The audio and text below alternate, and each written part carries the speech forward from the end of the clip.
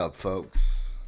We're hanging out with Hasan B. You can check him out on twitch.tv/Hasan B, the famous political commentary from the Young Turks. We've got David Pakman and Tim Pool.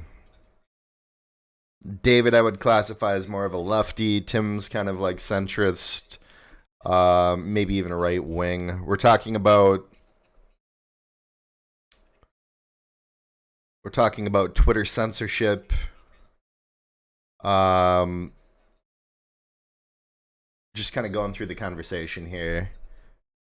Basically, Twitter has stated that they can ban anyone for saying anything legally, and protected classes do not apply when any sort of litigation is brought up.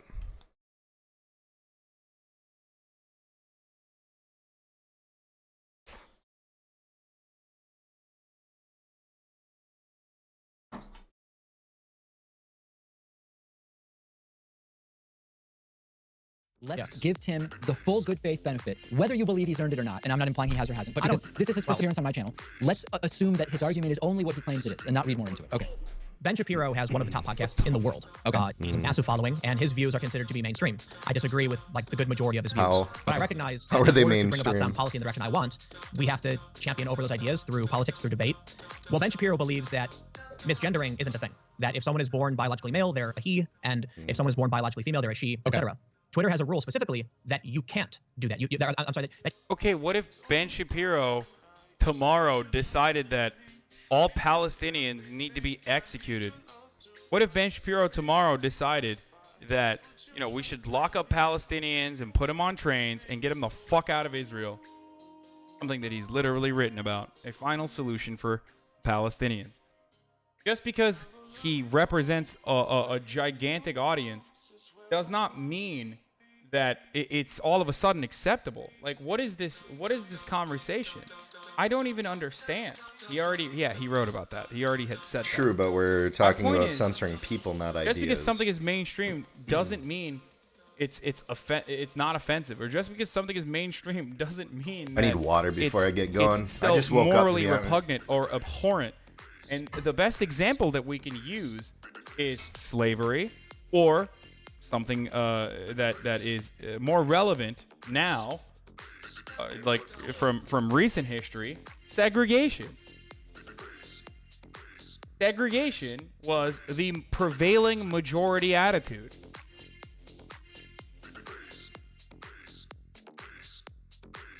That you have to use the pronoun someone requested. So the most notable instance would be Meghan Murphy. And I'm not going to get into, for those that aren't familiar, she did have some tweets which talked about people specifically, but she had one tweet that was in response to an argument about the 1950s where she said, men aren't women though. And she was suspended from Twitter for that. Okay.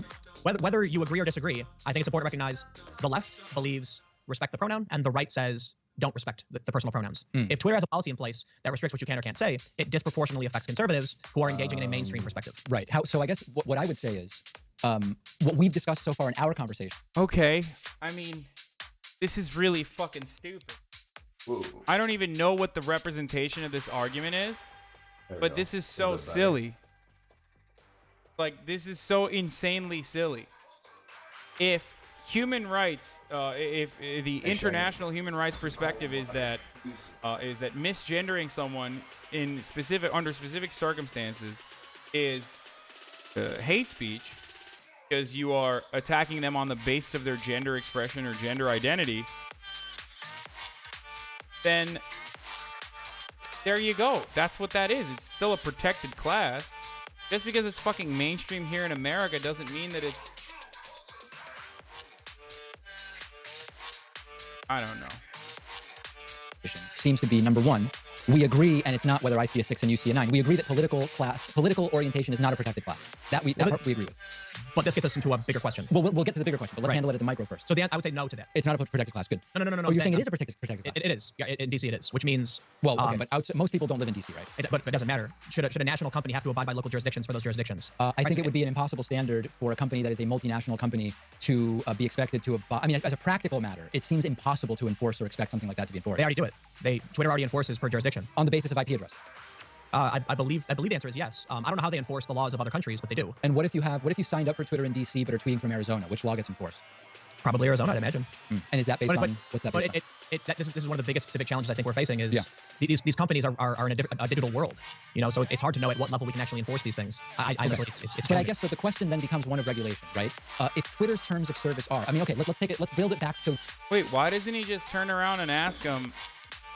Do you think Twitter should actually? What do you think morally, not legally, but what do you think morally of Twitter? Like banning dissenting opinions in Saudi Arabia that say that, I don't know. I just don't know. What do you think about Twitter banning dissenting opinions in Saudi Arabia that talk about how there needs to be a democracy in Saudi Arabia? This is technically illegal in Saudi Arabia. Recently, a young kid who was in prison for the past 12 years got beheaded. He was supposed to go to Western Michigan University. There were like 27 executions, something along those lines. So, do you personally find that to be, a regular thing?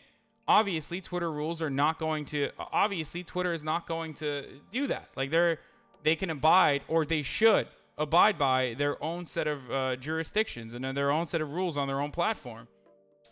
But Hasan, his argument isn't really valid, Let's just for a or second, isn't. Reverse it and build it from the bottom up. He's seeing it from the left. That have what happens if the right how transgender people gains are control treated of within their businesses? Is that acceptable? Legally? Twitter or Facebook? I actually don't.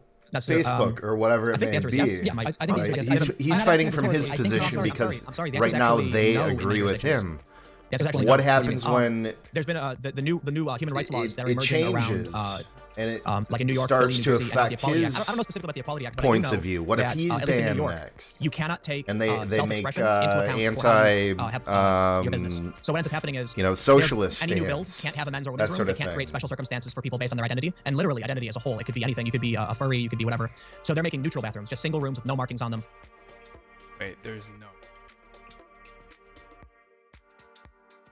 What is the assertion? Is this true, Izzy? Izzy Bears in chat.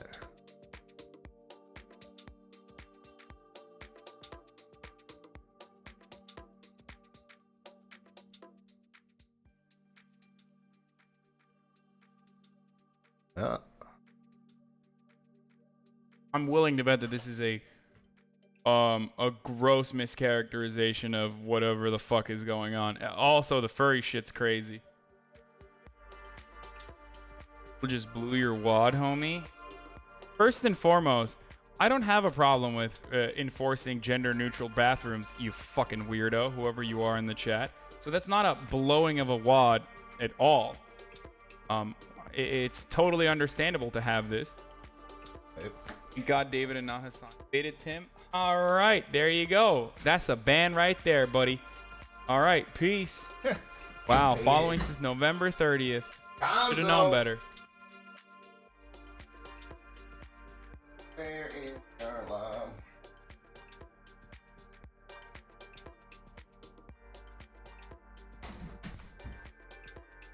Oh shit. Secondly,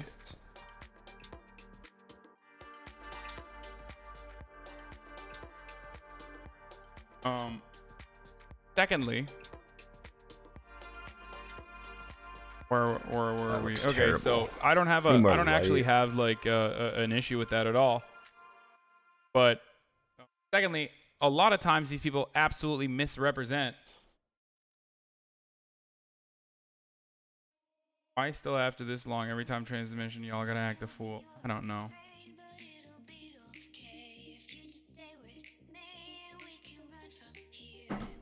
Did we Google it? A lot of times, these people purposely, they purposely misrepresent the conversation. So the thing I'm seeing right now is that There's a bathroom bill in New Jersey that was signed by Chris Christie in 2017 that offers New Jersey public schools that offers layers of protection, new layers of protection for trans students that require the state education commissioner to draft specific guidelines to help schools address the needs of transgender students and establish policies that ensure a supportive and non-discriminatory environment. So it's a comprehensive bill, and it's not just like to use this as though it's a negative bill is kind of suspicious.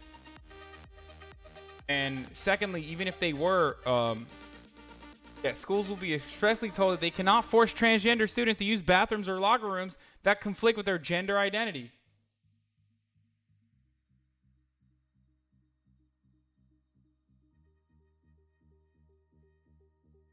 Okay.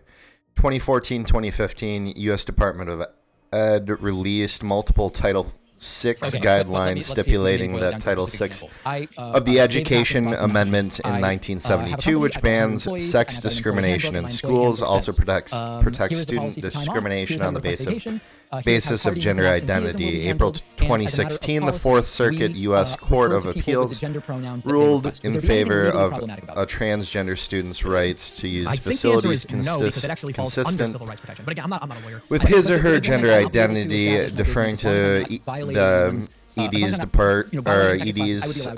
interpretation of Title VI. As a result, U.S. Department of Justice informed officials of North Carolina that the state is risking a loss of federal education funding because of HB2 violations. I'm not forcing anyone to say anything. You can sit there at your computer and write emails and not talk to anybody. It's a company policy, right? I'm just saying that's the policy. If you don't enforce it, I mean, it's actually a tough question. I'm not a lawyer. I wouldn't be able to answer. I think the public square argument is much stronger than as a member of the protected class by intent, as we already talked about. Intent and impact are sort of two different things. I don't know legally how we tell Twitter they can't have a policy on how people should be gendered. I think it's an issue of developing the civic and figuring out where we draw the line. And I think you disagree that Twitter should, and I think the line is probably in a different place. I'm not sure, honestly. Like, I totally get your point, which is, what about accidental misgendering, right? Like, I mean, I think that creates more, even more. I think the gendering on Twitter thing is an edge case, and I resist sometimes the instinct to get drawn. Okay. Dude, Dave, come on, dog. Like, there's different... They look at context, dude. Come on. Like, what the fuck is this accidental misgendering shit? We're on the internet. No one knows anyone's fucking gender. Unless they're a public figure. On into edge cases as representative of the whole. But even within this edge case, what about accidental misgenderings? I mean, I don't know. People have been banned for that. Yeah, that may be. I don't know. Yeah, there was a post. This is what frustrates me. Now Tim Pool is going to be like... Now Tim wins a little bit. That's because his argument is somewhat valid, or is valid. Now he's going to use some fucking random example and be like, oh, well, no, that's not true. They actually banned someone. And I bet that person that he's going to use is going to be like, if you look at it on a case-by-case basis, I bet that fucking anecdote that he's using is 1,000% a gigantic piece of shit. We'll see. Maybe I'm wrong. Went viral where someone responded to, it was a cartoon avatar, because it's like people do that, and they said, dude, listen, X, Y, and Z, A, B, and C, and they got suspended for misgendering for saying dude, and dude wasn't even meant to be, gendered. It was meant to be like a gender neutral, like. Yeah, there's no fucking way. Like, I mean, this seems like such a lie, dude. Like, oh yeah, someone got banned from Twitter for being dude. Like, this is some shit that you read on a fucking 4chan post or something. I need Dave to ask him what the fucking source is here. Exclamatory. Yeah. Actually, one really fascinating thing we're seeing with the backfiring of a lot of these laws is there are now certain, like anti-SJW types that have asserted pronouns in their profile. I'm looking at The Verge. They mention Megan Murphy. The update received public attention a few days after Twitter suspended radical feminist writer Megan Murphy, who had apparently violated its hateful conduct rules by repeatedly referring to a trans woman as a man and asking, what is the difference between a man and a trans woman? Twitter also recently suspended high-profile far-right personality Laura Loomer, and its hate speech policies are under particularly heavy scrutiny at the moment, but some of Twitter's rules remain ambiguous. We do have some rulings already. The platform announced a ban on dehumanizing I got banned from our videos speech for saying the word dude. First of all, not Twitter, by the way. Secondly, in September, but it delayed implementing the dumb, change, dude. and it declined to punish Nation of Islam I just head Louis got banned Farrakhan for saying he's an angry tweeting dude. a Seriously, it wasn't hate comparison speech. He referred to himself as or a man comparing several Jewish times. If you people call to me a man one more termites. time, I will show you, man. What if she is a crossdresser? What if she moonlights as this? I just don't understand how a 2-minute video is supposed to paint a crystal clear picture that he/she is 1000% a she. Honestly, I only even watched half of it. My apologies if it came off as hate speech, but it honestly wasn't that. So because I thought she sounded, acted, and referred to herself as a man dude, okay, I'm willing to bet that this was like very clearly defined in the context Twitch female of the video of like it that was hits probably home. another one of those like Popular online trans gamer woman freaks who out at regularly cashier broadcasts or on some streaming platform Twitch claims she has And been then- permanently banned from the platform for stating her beliefs that there Have you are seen the only video? The two woman made it very genders. clear that I haven't even seen the video. So I don't need to that- fucking see the that's video. part of the problem. I You already can't know. even- I've seen a million of these fucking videos. Okay, this guy is one. First of all, he didn't get banned for Helena saying Live dude. says her partnership He said with that the is video one game angry streaming dude. platform owned by Amazon was He didn't say terminated and dude. her account That- shut down that- after her comments were deemed offensive towards the That is one angry transgender dude community. is not a gender specific. The dude. website lets Saying, gamers "Dude, what's broadcast going their on?" live Is actions gender- to fans, gender blah blah blah. non-specific. Saying that's a dude is not. That doesn't Email fall from under that Twitch. Your category. recent behavior has Secondly, I don't proven even give your a fuck. lack of understanding this of is what hateful ridiculous. speech is and It's how fucking it our may videos, and one affect person got fucking your banned. community It and your wasn't a channel. mistake. Why are you trying to make it seem like Several it was a of mistake? your statements have been found offensive towards the He transgender 100% was a community, fucking troll so that he and could we get don't banned tolerate this off kind this of fucking dumbass behavior. subreddit. Fuck it, dude. But the young gamer Fuck who it. earns her living Trans from people are gonna her get mad at streaming me. videos Fuck this. claims Don't her fucking comments ban this person. were Who intended gives a shit? Fuck 'em. were not intended to be malicious towards the It's just so transgender stupid. community. It's I like, people specifically who fucking said take this, it's I'm okay more if a angry man at wants people to be who a take woman this. and a I'm more woman angry at wants people to who be a take man. this You and cannot be use anything this in between, to she said imply in a YouTube video that explaining the there ban. is some form Isn't of it working to ban? massive fucking control Isn't it in the media wrong to where they're ban trying me to, for my beliefs? She like, she fuck wrote on conservatives Twitter. up for purposely fucking banning transphobes. It's like, no, that's not a real. You were being a fucking transphobe and you got banned. It says don't be a fucking transphobe. It's right there. It's right there. You got banned for not being able to read.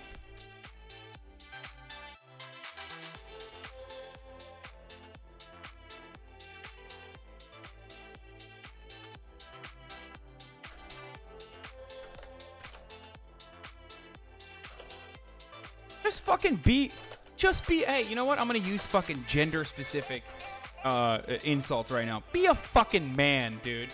Be a goddamn man.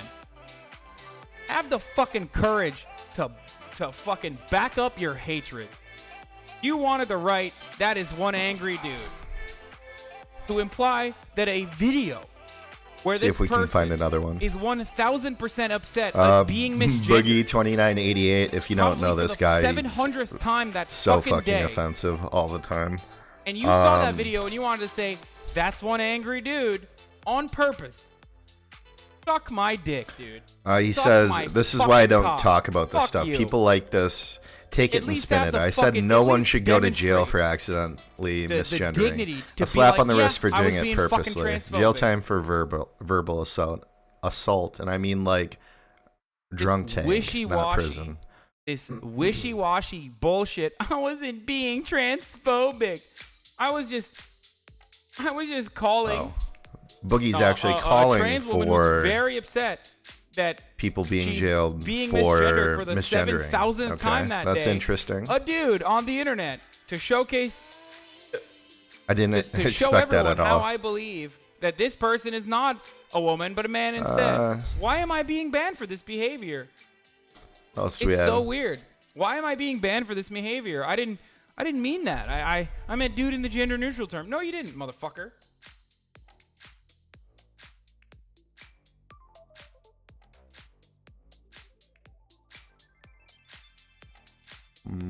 Shit about GameStop. I don't know how that pertains to Twitch or Also, this is not on Twitter. This is a subreddit.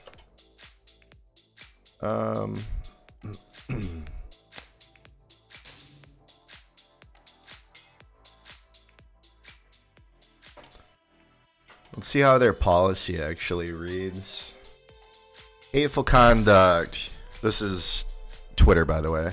You may not promote violence against or directly attack or threaten other people on the basis of race, ethnicity, national origin, sexual orientation, gender identity, religious affiliation, age, disability, or serious disease. We also do not allow accounts whose primary purpose is inciting harm towards others on the basis of these categories. Individual liberty. Hateful imagery.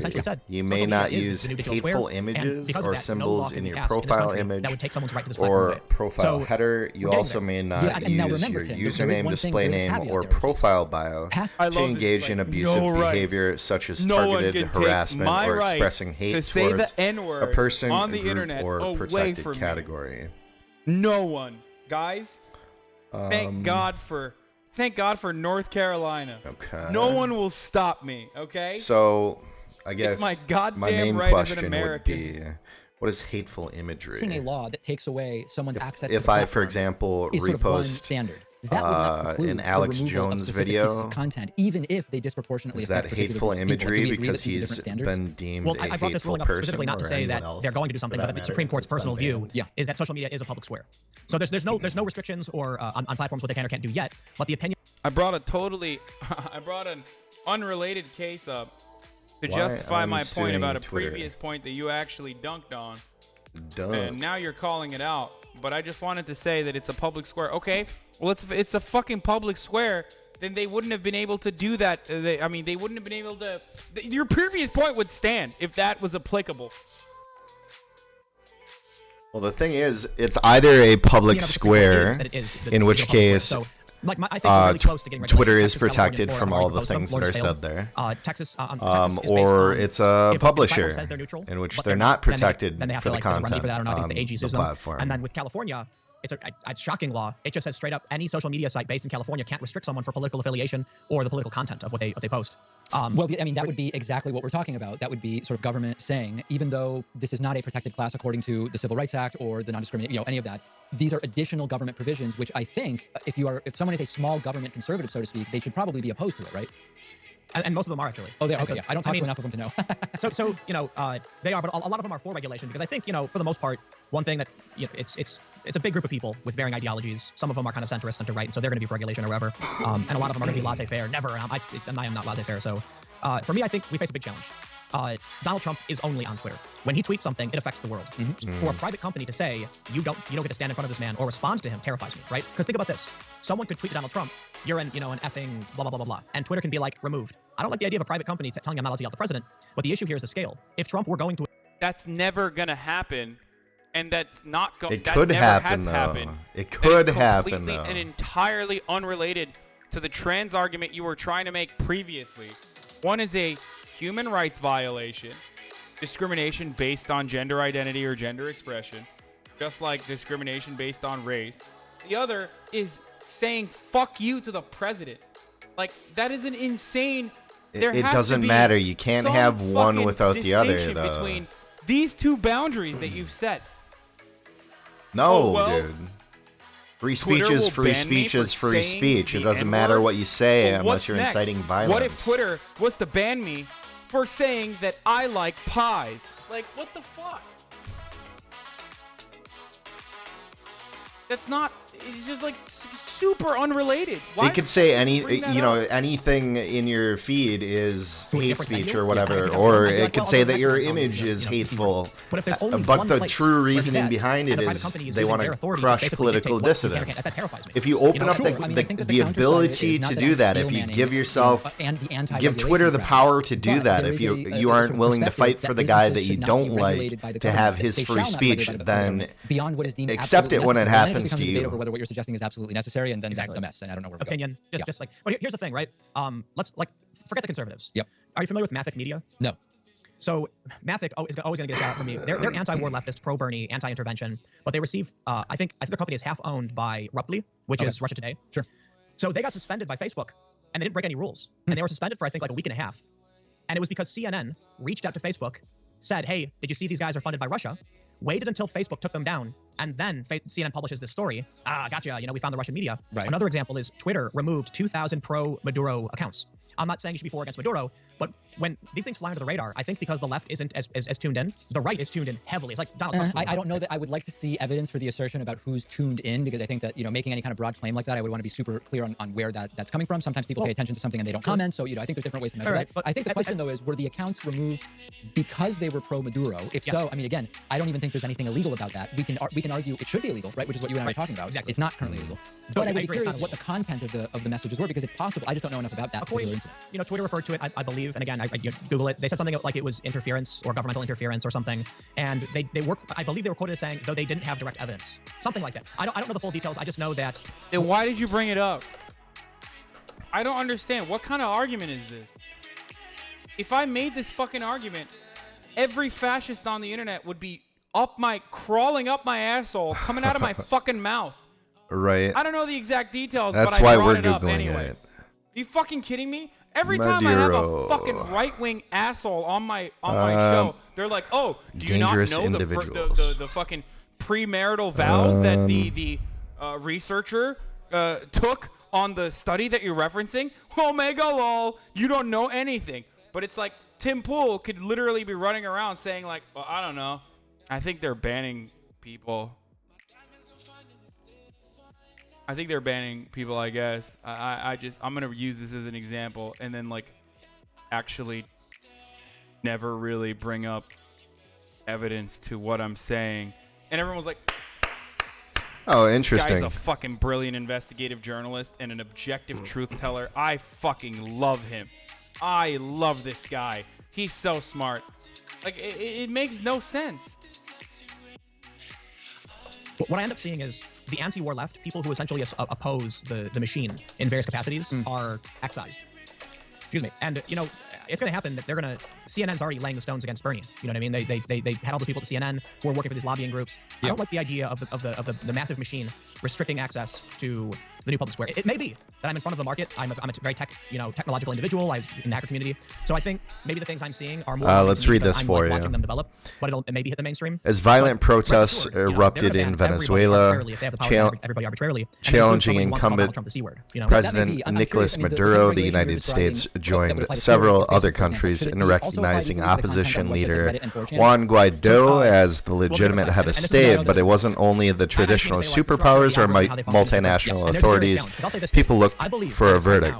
The signal also seemed to come from newer geopolitical player Instagram on Wednesday, just as the United States indicated its support for Guaido. Several observers noted that Facebook-owned social network platform appeared to have revoked Maduro's verified status, implicitly rejecting his continued claim of office. Screenshots of Maduro noticeably unverified profile were juxtaposed with Guaido's, which did sport the coveted blue check mark, implying that Instagram had conferred the elevated status of the newly prominent leader. For instance, take this new defeated tweet. Twitter's algorithm chooses now deleted tweet. An Instagram spokeswoman later clarified in a statement to Fast Company that Nicolas Maduro was not verified on Instagram, and we did not remove verification from his account, and Guaido had apparently been verified several months before, but some had already latched onto the rumor, pointing to the social platform's apparent move as a noticeable rebuke of Maduro. Kremlin-backed propaganda network RT used the rumor to further Russian position that Maduro is still the rightful leader of Venezuela, while arguing that the U.S. and U.S.-based social networks' apparent support for Guaido is a clear example of Western extraterritorial interference. This is far from the first time that the tech giant has been accused of taking sides in a geopolitical quarrel. 2010, Google Maps found itself in the middle of a live border dispute between Costa Rica and Nicaragua. In 2011, Facebook effectively acknowledged the sovereignty of Kosovo, despite the nation's lack of official UN recognition. In 2013, Google again accused the minor diplomatic row by appearing to recognize the state of Palestine by challenging the label on its localized search page from Google Palestine Territories to Google Palestine. This isn't even the first time social networks' profile verification features have become deeply politicized. Twitter has learned this lesson many times over. Its own checkmark verification regime sparking actual diplomatic outcry by Ukrainian embassy to the UK when the platform appeared to legitimize Russian control over Crimea by verifying a Russian diplomatic account in the contested territory. Concerns about verified status extend beyond international diplomacy. Twitter is celebrated by some. Twitter was celebrated by some and criticized by others for choosing ideological sides. When it revoked the verified statuses of the right-wing trolls and white supremacists, the company admitted that while the tool was intended to be a neutral indicator of authenticity, verification is long being perceived as an endorsement. Verification has long been perceived as an endorsement. It's updated its policy to allow the status to be removed if verified users engage in hate speech and other threatening behaviors that violate the platform's code of conduct. Platforms must also sometimes decide whether to consider removing controversial and authoritarian leaders outright. Instagram blocked, unblocked, and then reblocked Chechen dictator Ramzan Kadyrov, it is influencing it, but in theory, that's what it is. Okay. After the U.S. Treasury Department sanctioned him under the Magnitsky Act. Are the ones making the content go to the top. 99% just absorb it. I mean, I think that's the same on Facebook Twitter, banned a number of Myanmar militant officials after UN reported I can see these problems. I don't think recommended the general's prosecution for war crimes, though media reports the high human rights advocacy also reportedly informed the company's decision. I wish he would say YouTube. I don't know why he won't get into YouTube regulation. That's the real kicker there. What about YouTube? I think. Technology, but they should all be under the same constraints. Right. Okay. Yeah. I got no special privileges for anybody, but again, acknowledging 4chan isn't an algorithmic system. It's just based on when you comment, it moves to the top. So the difference I'm trying to make, I guess, is that YouTube chooses the winners and losers, and so does Facebook. You can't regulate that. Facebook is under no obligation to promote me to anyone. Right. If I have a page, you can go to it if you want to. Right. So it's different. It's tough. I don't know. Unless someone chooses reverse chronological feed. I don't know. Fair enough. Okay, well, listen, I mean, I don't do these 4-hour streams where we continue beating a dead horse. What I like to do is, this is a really good initial conversation. I think my audience and I now have a better sense of sort of where you stand, and I want to think more about these issues. But I think that this has been very, very interesting. And are we done with this? I mean, political differences aside, because we have I hate doing this stuff where I pretend like it's all about the marketplace of ideas, and every idea deserves the exact same amount of time. I'm not for any of that bullshit, as you know, but I do think that if we can have actual productive conversations about important issues, even if we have political disagreements, that's still a good thing, and hopefully the audience agrees with that. Oh, hell yeah, this is what we need to be doing, man. And I want to point out that when the point you made about it's the idea, not the identity, is extremely important, particularly for me, and I think for the conversation, because I think that is being lost, right? The idea that Twitter, we need to separate the ideas from the identity, right? I think we do. I think we absolutely do. That's fascinating, actually. I'm gonna think of that one. So if everybody who's watching on my channel, stick around, because there's a million super chats that I want to get to. I may even open up the phone lines and all of this stuff. But Tim, we should do this again, maybe on a different topic, maybe on this topic, maybe we should bring follow in somebody else. I mean, who knows? But I think that this has been extraordinarily useful. If not YouTube. The most, we haven't solved these problems, but at least we've identified where we see the problems existing. Let me just give you my final take on, this is one small piece of a bigger argument that I'm concerned about. It's Amazon is taking over commerce, PayPal is taking over transactions, right. Twitter, Facebook, Google are taking over.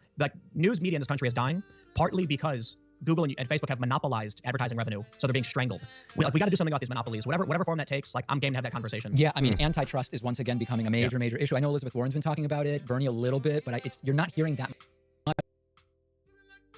Ruh-roh.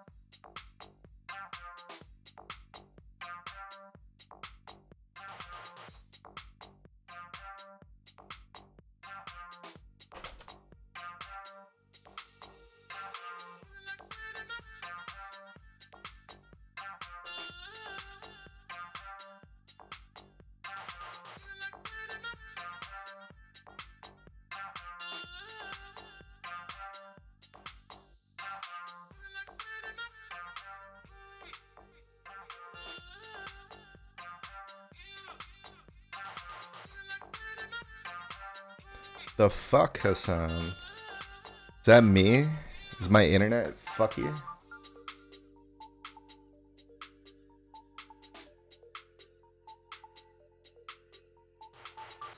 Well, that's unfortunate. My internet's been fucky lately. It might be my PC too.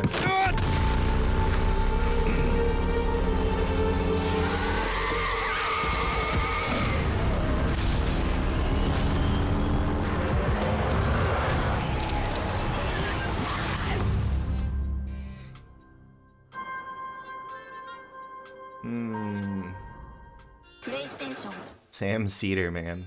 He's everywhere. Come on. Twitch, man.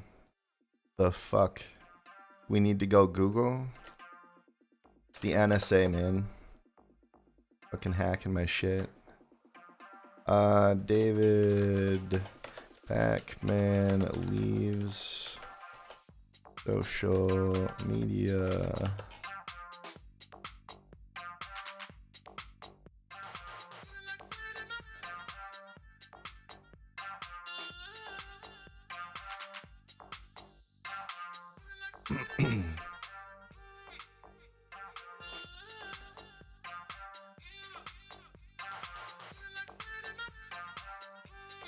Oh. Hasan really feels back creepy Joe. I'll slap the shit out of Joe Biden. I like that. I like that tweet. I didn't retweet it though. I don't want to get in trouble with the Twitter algorithm.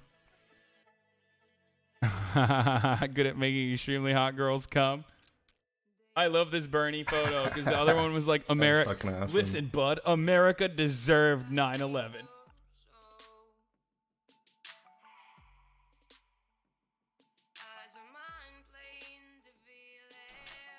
Audience explodes at the guy Dave who kept asking Pakman. me if I would rather have sex with Destiny or smell Tim Pool's beanie for 3 minutes. Yes, I would rather smell Tim Pool's beanie. If you shop on Amazon, you should use WikiBuy. It's a browser extension that automatically compares. Outright. Okay, I did a story last week that was shocking in terms of the reaction because of how universally positive the reaction was from 95% of the audience. I can say almost anything on the show, and 30, 40, if not 50% of the audience will vehemently disagree with me to the point that they send me insults and troll me and say horrible anti-Semitic things. But last year I said, hey, you know what? I'm thinking about getting off of social media. Because I said it's totally toxic. I've got people with 5 followers filling my Twitter feed with nonsense attacks I don't care about. There's fake drama. There's the anti-Semitism. There's a very high noise-to-signal ratio. And it's interrupting my workday also. It's interrupting my personal life. It's preventing me from doing deeper work. It's basically become a nuisance. And study after study suggests it's not very healthy either, psychologically. And it was one of those random, not super political in the partisan sense clips that I often throw into the show. It has about 100,000 views. It has 96% likes, and reaction to the clip has exploded in an almost completely positive way, which is so different than just about everything we do on the show. Clearly, this struck a nerve, and I received more emails, people actually taking the time to email me rather than just leave a comment online about this story than I've seen happen with any other story that I can remember. Hundreds of emails in just the first couple of days from people mostly saying, hey, David, you're right. Left-wingers saying there's very little to gain from spending more than like the minimum required time for your job on social media. Right-wingers even saying, yeah, there's very little advantage to spending all that time on social media. And the most common suggestion that I received was, you know, do whatever I want with social media for my personal life. Oh, shit. But there's no denying that for work purposes, abandoning social media wouldn't be great for the show since it's been such a help and boost to the show. So the suggestion was, David, just like make it a very clearly defined piece of your job, set a specific amount of time for checking into social media and responding to people, which is basically what I've been doing, but I decided over the last week to become very, very narrow he said it without in any terms of the citation, which is a social big red media flag stuff. you're And I ready to actually say, find that isn't it's it just a making me close more conversation we're responsive having? I don't think to it's the a really things big I deal. should It be still doesn't responding invalidate to the other because I'm points not you made, but I'm having mainly any meaning- kind of overload. I'm checking in on my accounts in a really limited way. If I see trolling, if I see nonsense, stuff that's not of obvious value, I ignore it. I mute the people. That's that. And one of the Upvote really to big scare changes Steven. I made Rosa loves personally you. is I didn't even remove Is it the Sam Pike or apps from my phone. I just removed them from my home screen. So when I go to my home screen now, I have very little other than Pocket, which is an app I use to put articles that I find interesting there. And just removing it from my home screen, you might say, well, you open your phone because you got a text message, and then you decide, oh, I'm going to look at Facebook. It's just as easy to find it from your list of apps, even if it's not on the home screen. But what removing it from the home screen did is now I have to say, oh, do I actually want to go and search out the Facebook app or the Twitter app or whatever? And just that little moment of pause almost always leads to me saying, no, I actually don't. And it has reduced my time on social media by probably 90%. No intrusions into what I'm doing. And you know what? Yeah, some people will send me a message and I'm not getting back to them for 3 days, like over the weekend. My life is fine. Everything's fine. And as far as the work piece goes, I'm checking every social network in the morning once I'm done preparing the day's show. I sent it to and then I'm checking it sometime between 3 and 5 in the afternoon, sort of as I'm working, finished working on the next day's show. Fucking boring and that's shit. it. And it's working really well. Next, dude.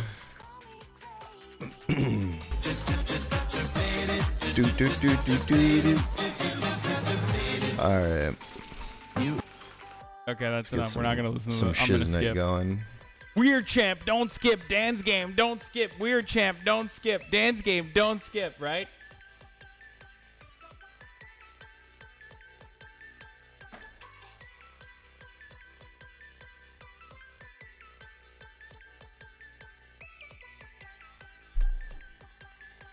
You don't have to be a tanky to think Stalin is better than Nixon, or at least the American government was worse than the USSR at that time. Yes, you do, Lomo. What the fuck? No, you don't. Being a tanky means you think Stalin is good. You don't think that.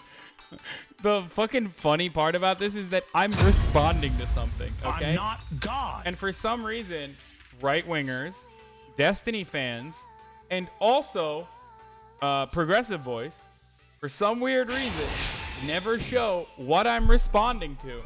And it's 2 back tattoos, one of Richard Nixon and one of Stalin. And I said, Stalin over Nixon. I think a Stalin back tattoo is infinitely cooler than having a back tattoo of Nixon. Who the fuck would want So, Nixon like, on their obviously, back? you see this great line here, and it makes it suspicious that everyone who always uses this screenshot still puts the fucking gray line over here, but never actually shows what this is in response to. I wonder why.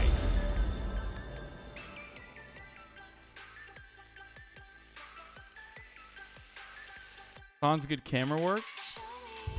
How about one of those terrible song posters? Oh, okay, Izzy. Oh, real cool. Thanks, Izzy. Oh, look, my good camera work. Oh. Oh, I'm sorry. I left me a good hairline. My bad. No, make fun of me, Izzy. That's cool. Oh, eyebrows. Oh, I'm Hasan. Real cool, Izzy. They are No, it nothing wasn't. before me. Canadian Anarchist video. It's not looking good, boys. Demonstration of superior judgment. Not Font is looking canceled. good. What the fuck did I do Shen, now? What is Rangar, fucking Well, Shyvana, I mean, or it's like Renekton. hating unicorns. It's like me saying that I fucking hate unicorns and they should all be killed. I also right? hate If that's the case, I hope there's no. Thank God. Okay, I thought it was gonna be worse. Oh what? Oh, Pog! This looks fucking dope.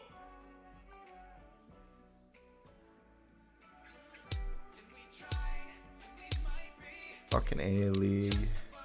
You bastards. Reactionaries are scared of Zizek.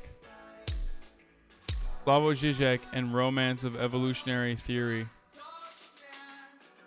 Žižek is not as peaceful as he seemed in the debate. Here's a challenge. using the inscrutable texts of an 18th century philosopher and the pseudoscientific musings of a long-forgotten French psychoanalyst, revitalize the single worst idea of the 20th century and power yourself to global superstardom. Sound impossible? Well, then you don't know Zizek. What am I doing here in the middle of the ocean surrounded by frozen corpses? Slavoj Žižek is a Slovenian philosopher and unabashed communist, blessed with a rare gift for translating his radical politics into tasty pop culture analogies. Hunger Games, Elysium, that's the society we are. Hey, Zizek likes Elysium too! My fucking boy, dude. Let's go. I didn't even know this. Fuck yes, dude. Fuck. Also, this is really good editing, whatever the fuck this video is, but there we go. Hey, fuck you guys in the chat, okay? Everyone who said Elysium is not a fucking good movie as far as like what our future under anarcho-capitalism is, fuck you, okay? There you go. Ideology. Approaching. 20% of people live in the privileged zone. The majority is out. That's the future. Also, I'm shocked that he even used that. Normally he just uses you know, like I think his Titanic analogy is infinitely better as far as describing romanticized version of the working class and a relationship between working class and you know, the bourgeoisie. Typical white boy thinks communism is worse than Nazism. Yeah, no, communism is the worst idea that ever came out of that century. Let me know if you see any. It's.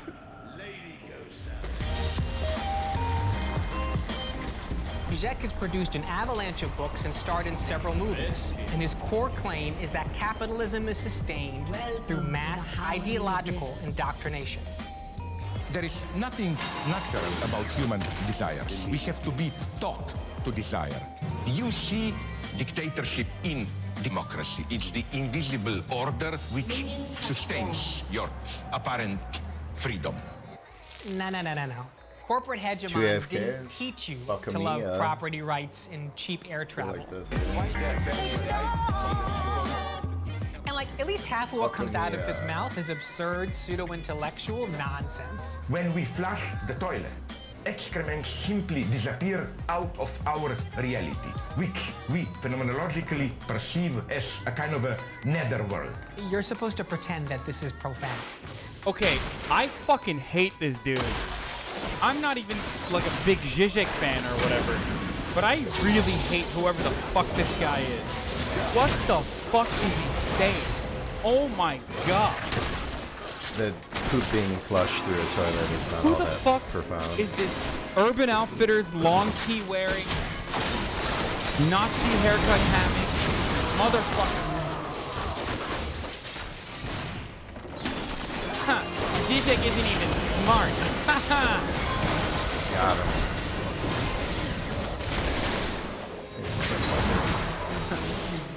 This is gonna go so fucking Good one, bad. dude. We have a name for fantasy realized. It's called Nightmare.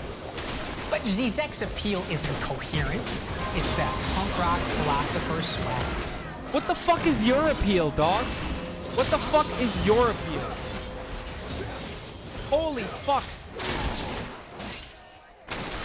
What is this? Is he like, is this what fucking Felix was talking about? Holy shit. Is this actually like fascists starting to take over and appropriate like liberal memes of IdPol where they're like, Zizek, you're fucking canceled, sis. Is that what's going on? Is this actually happening now? I'm gonna finish my dinner / one meal. I love Canada. I think you should invade the United States, make it a colony. And you should do the Hunger Games, and Americans should send people ready to die. Jokes are canceled, sis. I'm sure Zizek actually meant that. Why would he say it if he didn't? The Zizek fuck? has secured a global fame Hasan? accorded to just a microscopic slice of academics. The memeable mascot of the hipster revolution. But there is something sinister lurking underneath those intellectual pyrotechnics.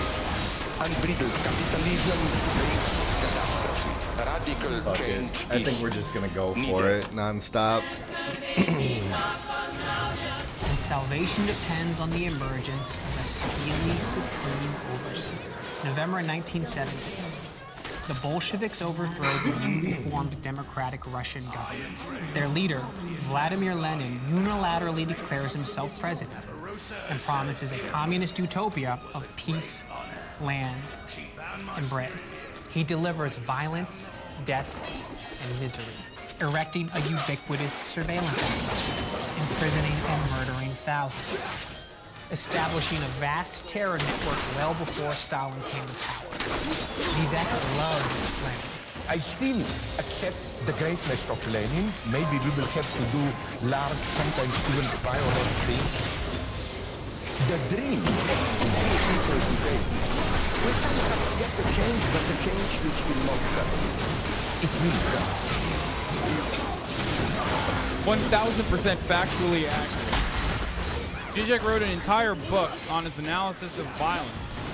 And what the hilarious part about it is that it is 1,000, what he just said is 1,000% true. Now, one of the best fucking statements that I can pull from that I can think of right now is a statement that, I don't even think this is actually Zizek's statement, but everybody always focuses on the radical violence of change, and yet nobody ever pays attention to the violence of maintenance. No one ever focuses on the violence of maintenance. And this is probably, in one word, the best way to fucking describe my long-winded analysis of structural violence and the violence of poverty and political violence and violence that we consider outside of the norm. So yes, his statement is 100% true. You fucking dummy. Fast forward to the mid-2000s. Socialist Venezuelan President Hugo Chavez responds to mounting public opposition with a brutal crackdown, erecting a paramilitary goon squad and systematically dismantling rival political parties. Zizek said these steps should be fully endorsed. When I say the only change is the less appropriate fascism, it's not a cheap joke. This is the grand architect of our collective utopia. You can't be shackled by your precious democratic constraints. I've never hated a person as much as I hate this fucking douchebag. I've never, oh my God. I don't believe you hit that. His behavior, the way he's talking, his condescending attitude, this has to be exactly how people feel about me when they see my videos if they don't agree with what I'm saying. It's like,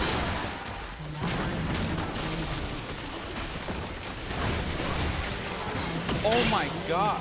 I've never been more triggered by a person's behavior before. I would sit through hours of Tim Pool commentary where he never actually takes a side on a single issue. Then watch more of this guy's videos.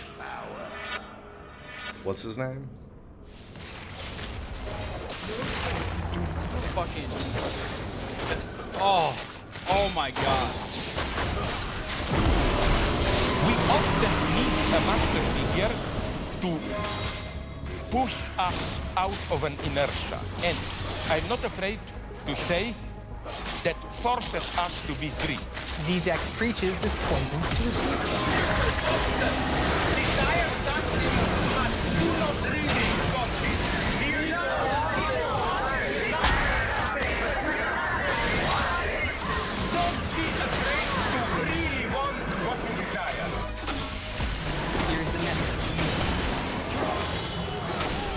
That's Occupy Wall Street, fucking smooth brain moron. What the fuck? What is this point? this is the way they communicate across large swaths in a public space. That's why they're repeating it. But of course, you're using this to, you know, of course, you're using this as to show like Zizek is, you know, leading a group of people. And they're just repeating what he's saying verbatim. With balanced steps. Maukar says we might Desire something, but do not really want it. Don't be afraid to really want what you desire. Here's the message. Trust your righteous anger. Fully commit to your duty. Embrace the strong and burn down whoever stands. I love this because I absolutely love this because Zizek is probably one of the most tame leftists out there. And I'm assuming the only reason why they made this video is because he's getting like notoriety outside of his own circles. But well, they want to juxtapose the violent side. My man doesn't like Stalin. To the message that they talks both about agree with. openly talks about all of the horrible things that Stalin did and the missteps. I've never actually seen him like praise Lenin all too much either. I mean, he memes. He's a meme. Just for the record, yes, he does have a photo of Stalin in his.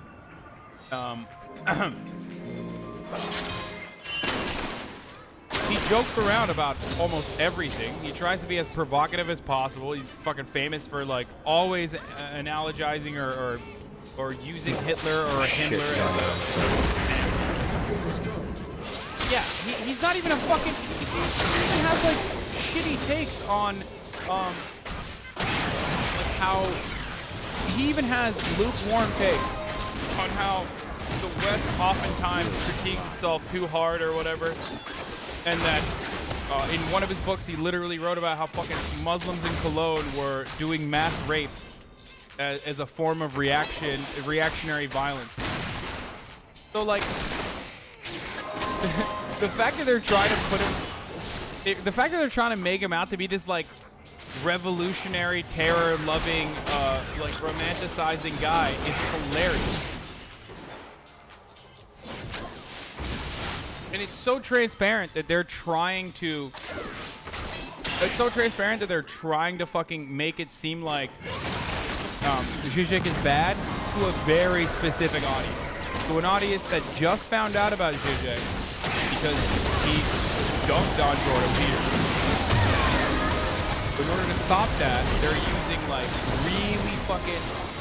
really specific ways to criticize Zizek.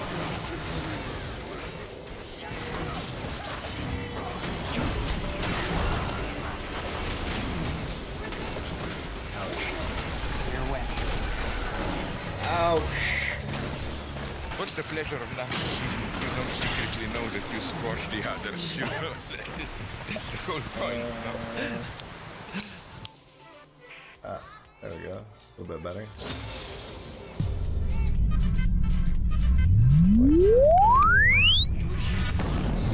They changed us, forged us into weapons, made us iceborn. This is incredible.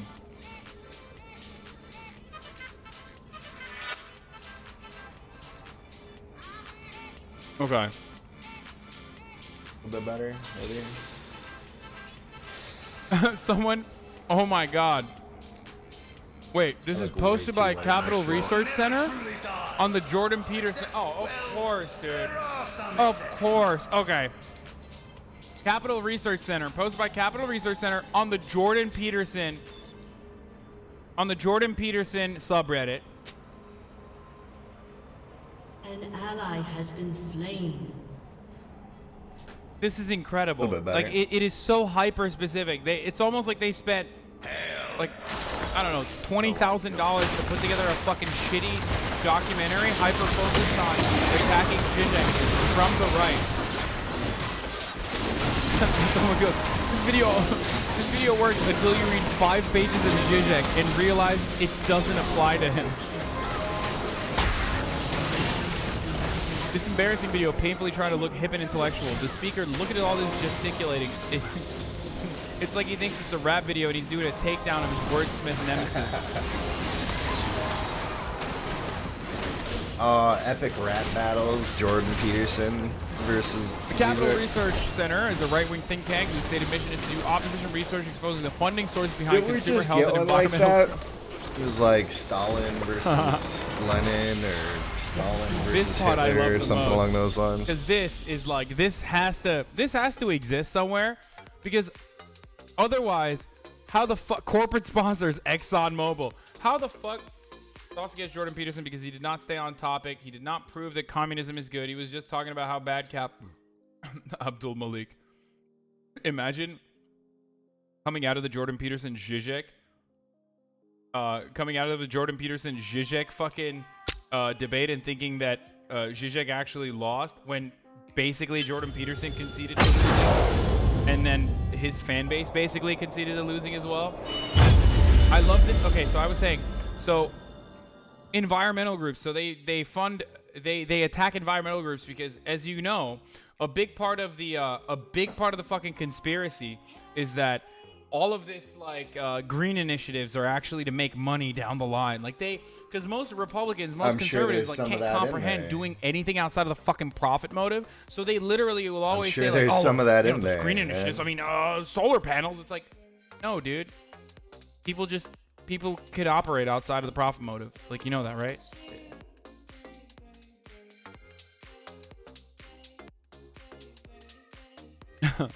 So they have to have this. It says they make dangerous documentaries. I need to watch more. Okay, we're gonna play Doki Doki, but I need to watch more of their dangerous documentaries. Oh my god, I'm Death sorry. is like the wind, always by my side. I mean, they're very well produced. So. Dangerous documentaries. Architects of Woke, episode number 2. Slavoj Žižek and the Romance of Revolutionary Terror.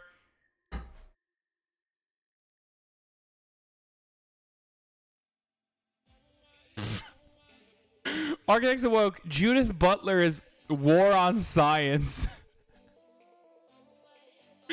Official teaser trailer, no safe spaces. Oh my god. Oh, fuck my ass. What the fuck is this, dude? There will be resistance, and it will not be peaceful. Resistance to violent hate speech is not another act of hate. It is an act of love. Humans don't really like freedom of speech. They definitely like their own freedom of speech. They don't necessarily like your freedom of speech that much. It is ideological fascism. You must be one of us or you're unwelcome. You know, this is all very personal to me. I experienced He what looks most familiar. people in the West have never, ever experienced. Life under a totalitarian regime. Who's that? Sent me into the Soviet Union when I was 21 years old nice. because I knew Russian and Hebrew. And I was sent in to smuggle out the names of Jews that I would find in the Soviet Union and to smuggle in religious items and so on. And I came home and I started immediately lecturing about life in the Soviet Union. And I realized after about the 5th speech, almost no American could understand what I meant when I spoke about totalitarianism. Do we need $600,000 of security to hear all of that? The universities are so overwhelmed by this. I fucking love this so much, dude. Guys, remember when how dope this was? Remember when this was like the biggest issue in America? That one time that like a lot of police, like riot police, had to come to Berkeley? I love this so much. Oh my god. It's just, it looks like a fucking Michael Bay production. James Bay? Michael Bay? I don't fucking, James Woods? I don't know. James Woods? Another name? Whatever. That I can't see how they can extract themselves. Plog! It's the lobster daddy! Oh no!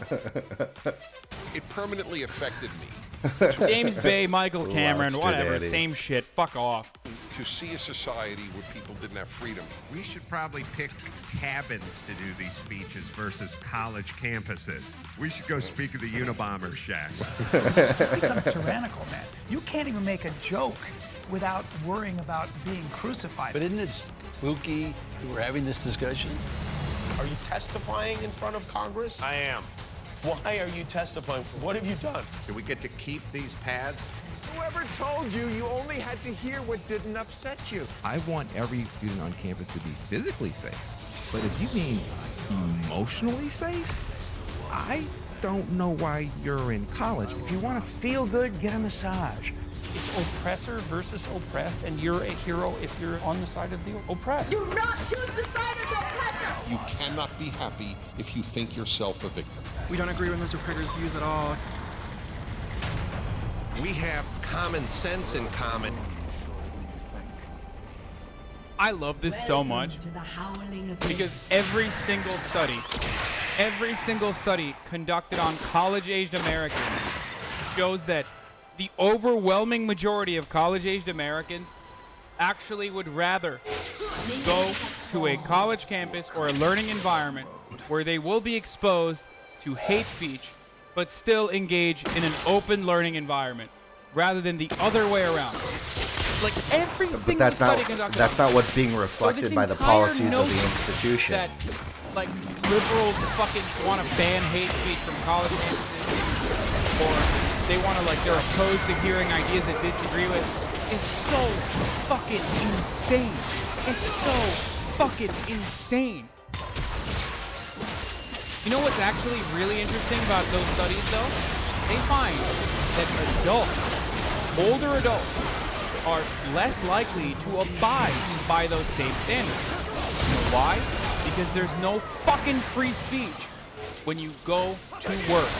There is no free speech in work environments. So adults are inclined to accept that there will be no freedom of speech in their work environment.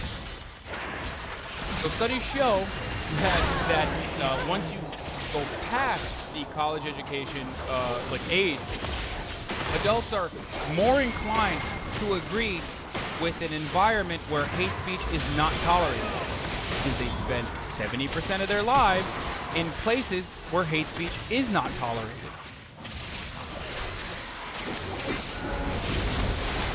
I cannot believe that liberal media just fucking landed on this narrative for years, when all it was so that fucking more of these dipshits come to Ben Shapiro's shitty ass speeches. That's all it is. And that means we have everything in common. We're fighting for America, which is the greatest experiment in liberty and decency in human history. And I don't want to lose it. When's the movie come out?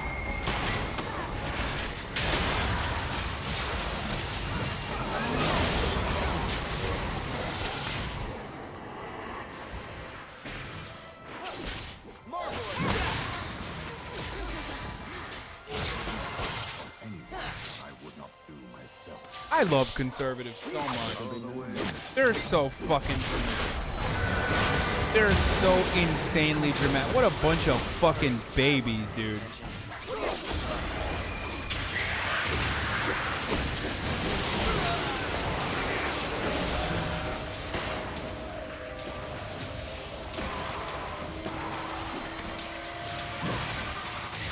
It's now gospel among many fashionable feminists that gender is a social construct, that gender is entirely made up. Just take when SNL cast member Colin Jost told this joke on national TV. The dating app Tinder announced a new feature this week which gives users 37 different gender identity options. It's called Why Democrats Lost the Election. Jost was widely denounced as a bigot, a regressive idiot. You see, gender actually comes in near limitless varieties, and the traditional gender binary is simply an oppressive fiction. That idea is the handiwork of one woman. Only one? I'm not gonna say it.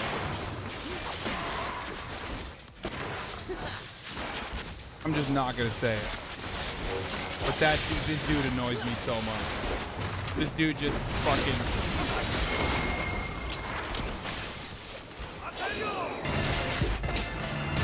Judith Butler is one of the most celebrated academics of her generation.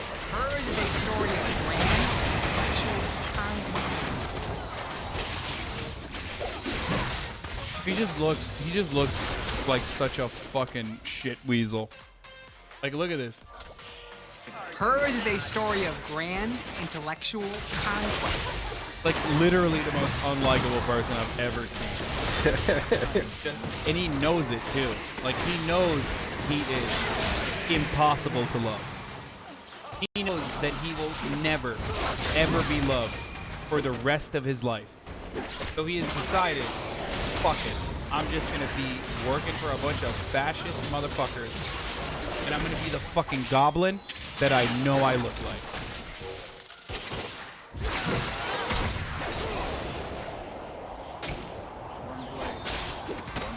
The story starts in the 1970s.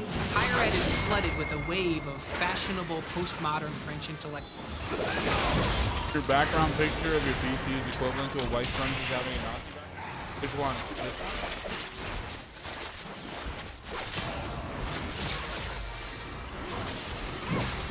Which background picture? Background picture are you talking about? Talking about this background picture?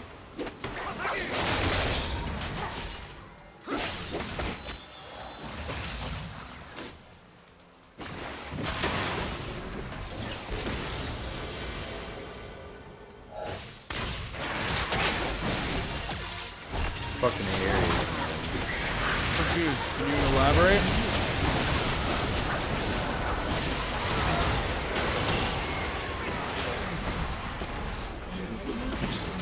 Their central mission? Deconstructing our common understanding of words like justice, mental illness, patriotism. These aren't natural phenomena, you see. They are...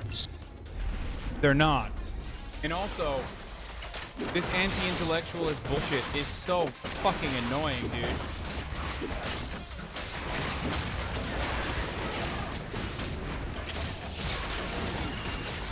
It's like, I mean, they're straight up just saying, they're like, these college professors are doing, these philosophers are doing. Oh God, I'm so sorry so much.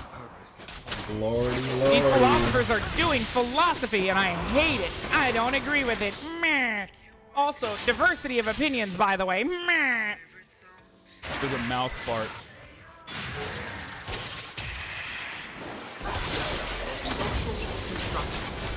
Entirely artificial conventions. No connection to objective reality. Designed by the power to control you. Les ordres, les faire appliquer et punir les gens qui n'obéissent pas. Mais je crois. Butler is the pure product of this milieu. In 1990, she released the book that rocketed her to global fame, Gender. There's nothing fixed or natural about our gender identity. It's a pathway that's given to us. That's disgusting. How dare she? How dare she actually say something that is true? Like, completely. Look at any other culture. Just please leave America for 1 second. Just please. Or if you're gonna stay in America, just look at, like, Americans that lived here before us. Just please. Please, for the love of Christ, before you get upset at these sort of things, look at how gender expression and gender identity exists in other cultures around the world. Please.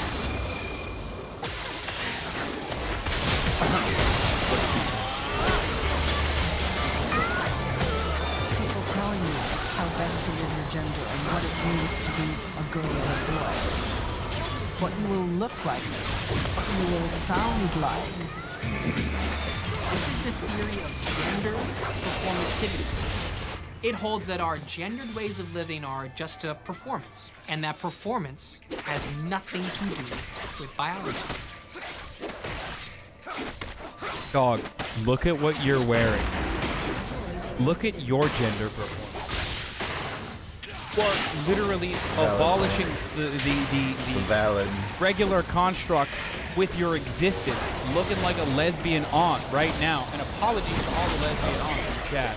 But like, how could you fucking sit here, put on these clothes in the morning, and then think, yeah, gender is actually really rigid, and they definitely wouldn't have burned me in a fucking cross like 100 years ago. What the fuck is this dude saying? An enemy has been slain. I do have a shirt like that. I know. That's why I'm really angry. Nobody really is gender from the start. I know it's controversial, but that's my plan. So this is obviously incorrect.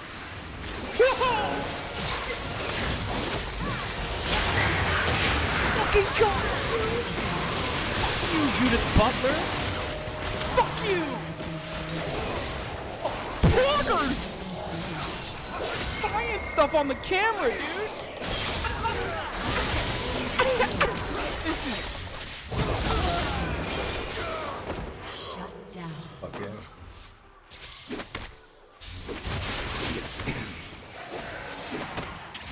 That's how you do it, right? That was so good. Hey, Judith. How's my dad? Better fucking check yourself, girl. How's my dad? Is that even look, acceptable anymore for me to say? Liberals, am I right? They don't even want to call people girls and stuff. The gender binary is a product of hundreds of millions of years of evolution. Men and women's brains develop differently well before the effects of culture. Differences in testosterone and other powerful hormones drive average differences in height and aggression. For early feminists, dismantling oppressive institutions did not require denying that gender has a biological basis. Butler openly, proudly ignores science, writing in Gender Trouble that her critique refuses to search for the origins of gender. She's operating in a cultish academic in which status depends not on the merits of your ideas, but on your ability to brandish fashionable jargon. Hieratic values and culturalist genealogy. For decolonizing knowledge, for decolonizing teaching. Biopolitical forms of racism and war logics that rely on cosmogoric inversions. You're not supposed to know what anyone is. You're supposed to simply supplicate yourself to the high priest. Haley. Okay. Again. This is literally a dumbass spreading anti-intellectualism. And guess what, That's chat? kind of where we got into the debate with Johnny Wicked, though. It doesn't matter. Who defines If intellectual? the entire, if the entire audience, if you is think you full are of smart, also that does other not make you an smooth-brained idiots like intellectual. this guy, then they're gonna be If like, somebody else yeah. thinks that you are smart, that does not make you an intellectual. This guy probably Yeah, thinks he's he's right. an intellectual. Why are not these Hasan, ladies this saying gentleman using that's big making the words? video. Right? So you're I hate words actuating the same thing, the exact same thing that he's doing. Bionymic. Why my people small? Disaster zones. Do you all know what paleonymic is? Do you want to know? These masturbatory postmodern word games can get a little weird. Self-metastasis, a translation for species. My mother, at the age of 99, she became kind of something that you Became a turtle. means that you have a relationship. My and mother you became a speak turtle. cat. That's right. Or the Do act not or doubt fact me. or cat of speaking. I don't know. I don't know who the fuck these people are. Let me tell you something.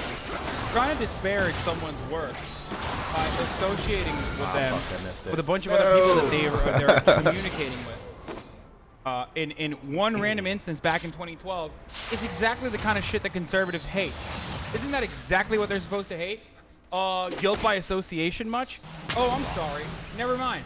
That doesn't exist with the right, or the right is doing it. Okay, cool. Yeah, this is what liberals believe. And you're smart for saying that your mom metamorphosized into a fucking turtle when she was a kid. That's right? what I believe. That's intellectual speak. As long as you use the word, Oh, the cat is here. big So I words tell and him, say them real fast. My mother. It's a speech You're a cat. fucking You're genius. absolutely right. You made me realize that. A speech cat theory. Butler has had an exceptionally. You realize that. A speech cat theory. Bro, she's like visibly uncomfortable. I mean, not to shit on who these people are. I don't know whatever the fuck is going on here, but she like visibly looks uncomfortable in the video that you're using. Also, this has nothing to do with fucking gender identity. I don't know what the fuck this person is talking about. Again, can I just say that the person talking about abolition of gender constructs and gender identity and gender expression is literally abolishing gender norms by looking the way he does right now. This guy.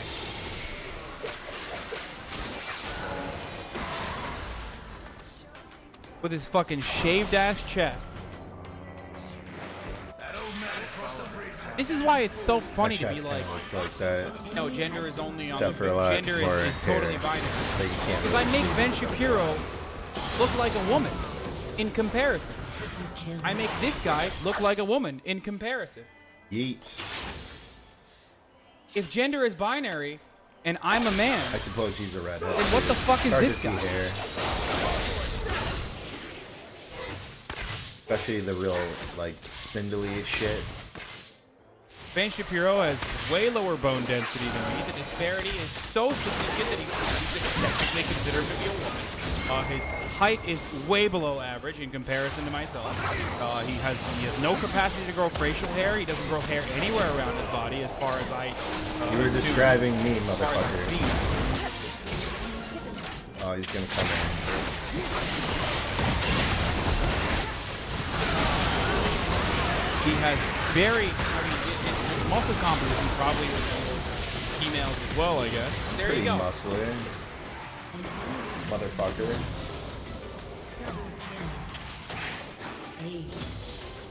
I'm just saying, like, this is so silly.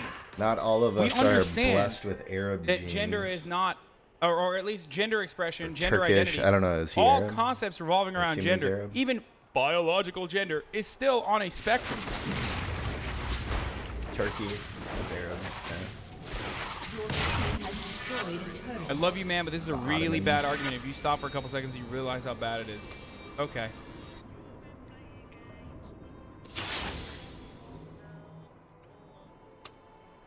Shut down. An enemy has That's why I been use slain. biological gender in air quotes. Story is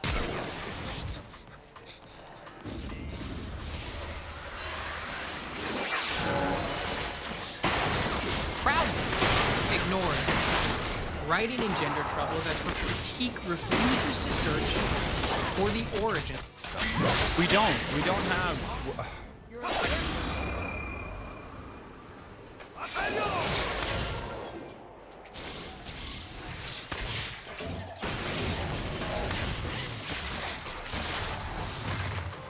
Hi, Iman.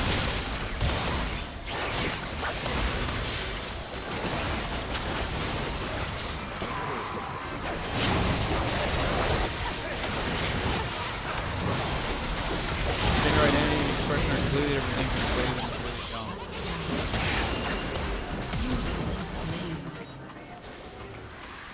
Writing in gender trouble that her critique refuses to search for the origins of gender. Well, according to her, it's a social construct, and I can agree to a certain extent, right? We are male, and accordingly, our parents kind of treat us as males. The boys play with guns, and girls play with Barbies, gender. that sort of thing. She's that's operating the in a definition cultish of, like, academic or that's the in which origins status of depends Not on your usual ideas, but on your gender ability to brandish fashionable normativity, right? Hieratic You wear values dresses and if you're a girl. culturalist genealogy. Normally. For decolonizing knowledge. What we have now, though, is people, regardless of those teachings that they got at a young age, they still feel as if they are out of place. Enormously influential academic The role that has been provided to us, or at least this is I love that. I love this. This is one of my favorite things. The role that we've been This is one of my favorite things. Like, is not accurate to our own history. You might draw a parallel and say, well, I grew up, I went to college, I thought that I would be a lawyer, and it turned out that career wasn't for me. So I changed my career. I think that's the closest, I love that like, conservatives understanding that I this can is one develop. Of my favorite fucking things on the planet because conservatives have this like massive gripe with big MLA, like. It's like, Now, you know, what it's we're a meme missing in though Kyle's, is this like fan base where they say like, oh, he's taken down by the sex argument. I mean, he's right. There been might be compromised by many Big Seltzer. Like it's literally that, but they take it seriously. Where they're like, the MLA is trying to change the way you But use language. sex I don't know if you guys remember where like Tucker Carlson did that fucking video a while ago where they were like, they are designated abolishing at the word birth, men I believe, right? from every dictionary, and it was just like, hey. Instead of saying policeman, it was like at birth and then like also throughout your life, or based congressman, on you your say congressperson. DNA. That was X or what it was. XY. And it That's wasn't how even we MLA. use the It was language. just like you could call it something like completely different. For one course, I mean, not one course, but like one college campus.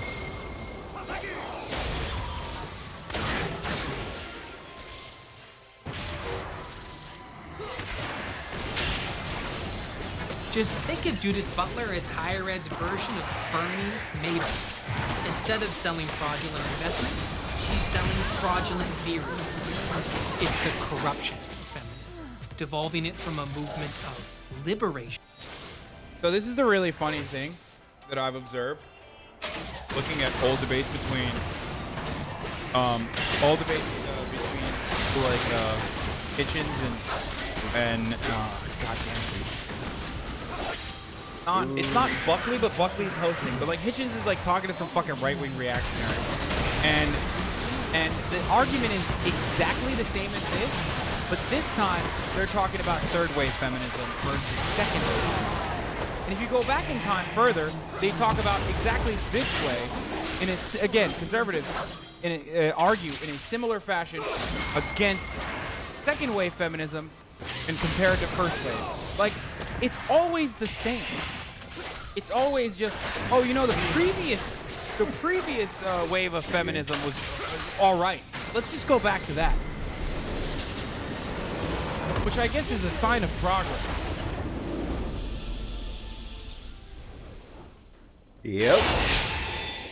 And that's how ideas are formed, honestly, right? So you develop a theory that would be like third wave feminism. Also, you yes, have your you got, basis in some other truth or some other like idea, which would be second wave feminism. Your hypothesis isn't necessarily worthless if it's incorrect. There could be truths that are developed in the details of whatever the research is. Right? So you say, okay, well, the world is at the center of the universe. You guys did get debated on Doki Doki. I'm sorry. The world is at the center of the universe, and then somebody else comes in and they say, well, is it possible that we're rotating around Jupiter? I'm sorry. Right. Well, the hypothesis is incorrect. The truth that can be gleaned from that might be observed through a telescope. You might say, okay, well, are we rotating around Jupiter? No, but I've got some other ideas. Okay, guys. It turns out that we're actually rotating around the sun. So, like, third wave feminism. First of all, you guys fucking is probably debate me off from what fuck you. The Get some of that. Just truthy, I hope that medicine is served version to you. of Tastes what we good, should okay? be As a matter of fact, I hope pushing it doesn't towards taste good is- because It sure doesn't but taste we good when you guys can debate me still every fucking glean, day. So that's one. Two, you know, second wave is that feminism is I got being sidetracked by Dangerous respected Documentaries, by, which was incredible in right-wingers now Capital as a Research result. Center. So you're gonna see this throughout history. So I Pushes apologize, beyond but it was my subreddit's the fault. most true form of reality Cassidy and to Twitch establish Gone a worldview Who's that is this girl? closer to reality. Who's the third girl? Which one? That's Maria. Fucking. Just wanted to purge this already for rooting. Okay. Invader Vi and I'm not Big sure who the attack other on one is. working people. Trump moves to redefine poverty in order to slash social programs and services for millions. What the fuck is this? Amount of land owned by the federal government.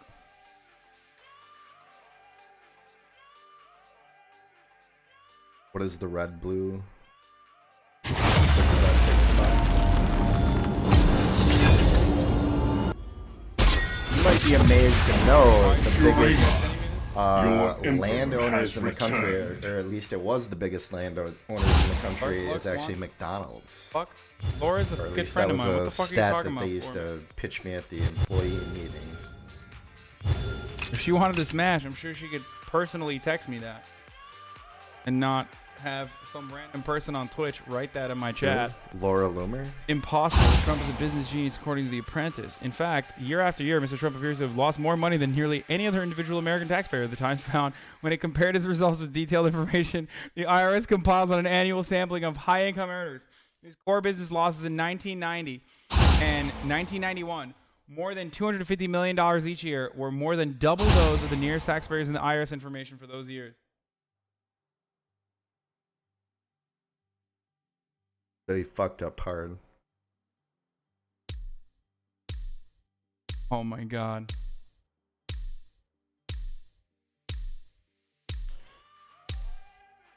Weekly reminder for Hasan to start doing Turkish. He's missing so much content. Yeah, I know. Oh man. What's a Turkish I know he's stream? Receding What is that hairline? shit? I've got that. It's bad. My genetics are fucked. Receding hairline? Where's the rest of this? See, my dad's twin brother, completely bald. He's been shaving his head since he was like, I don't know, maybe 30, about my age.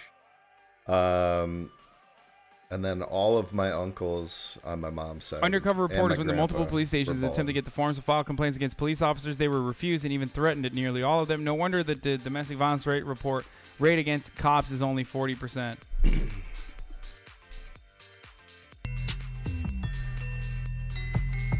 My 13-year-old son even looks like he's having a receding hairline. What I'm going to jail for? I'll create something, you understand? You'll go to jail, you understand? Yep. I've seen this. Nice, dude. Nice. Fucking love that. Fuck this shit, dude. Fuck this shit. And fuck every single person. Fuck every single person that looks at this sort of shit and goes, someone said, God, what a There's fucked no up day. systematic fucking oppression That was from good. the police within the United States. Absolutely not, even though we can show you all this fucking evidence.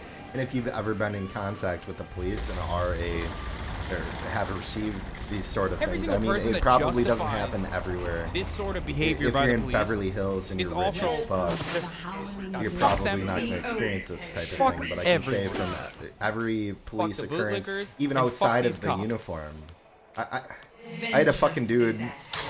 Right, I live in the Midwest. We have a thing called Country Jam and Country Fest.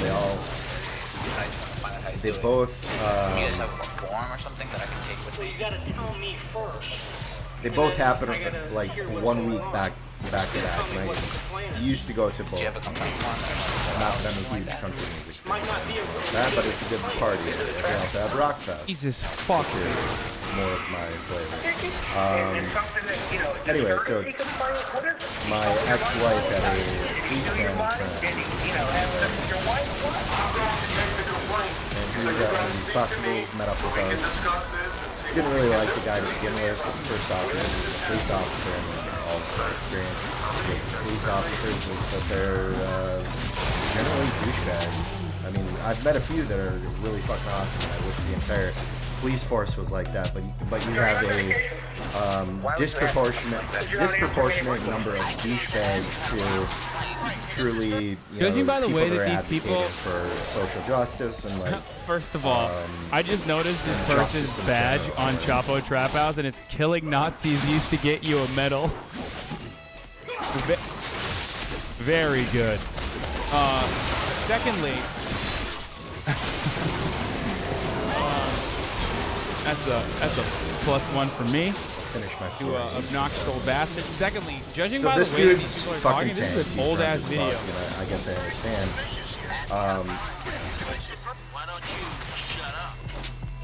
And he's talking, whatever, and then he goes up to these people in front of our chair, and he pees on their fucking chair. I called him on. I said, dude, what the fuck?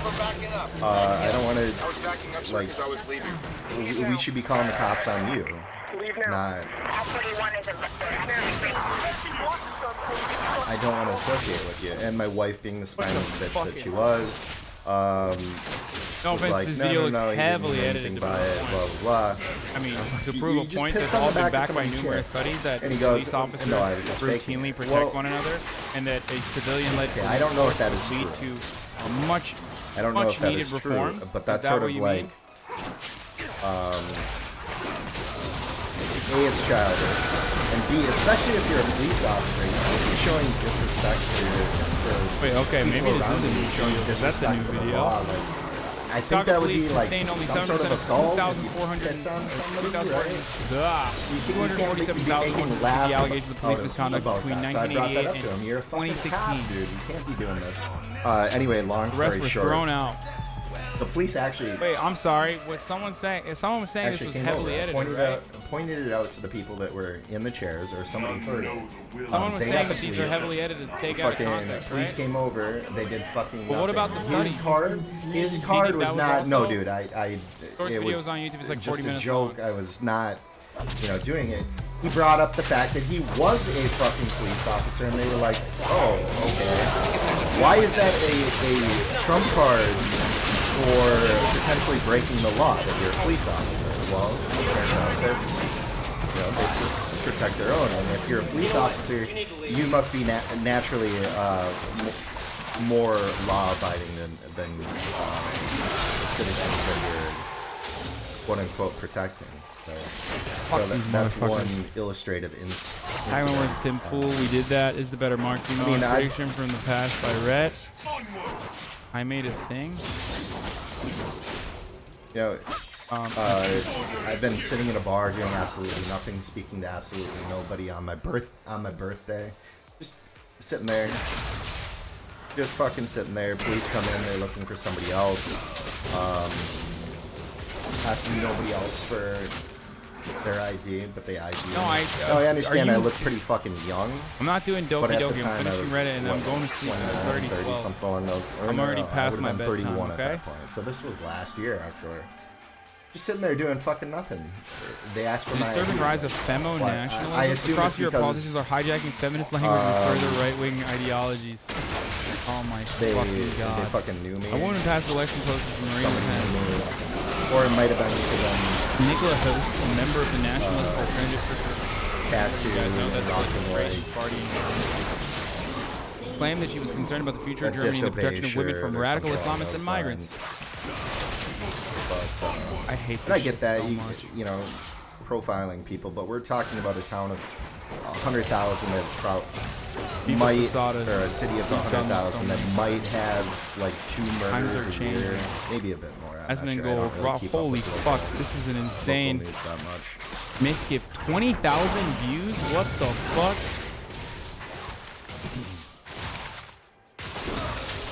This is how the old guard, like that's some is my being experience. outviewed by newer, lesser known streamers with GTRP dominating few Twitch, of which them. are Hasan to do and Ask Pokey how to do.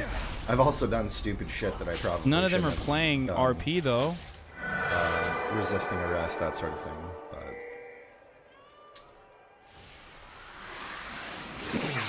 oh, except for this guy, Vader. Holy shit! This dude's getting 15,000 views.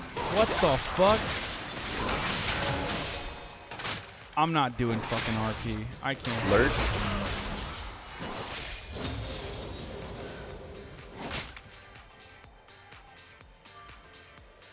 We are the authors of history. I don't care about views that much.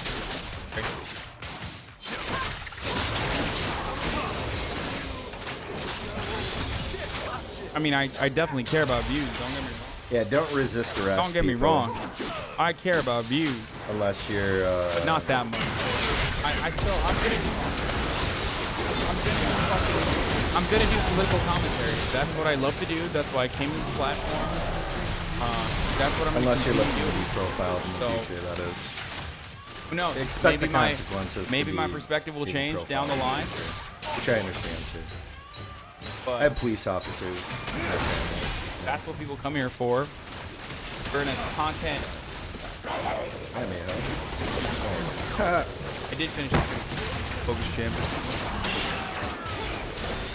Ally has been slain.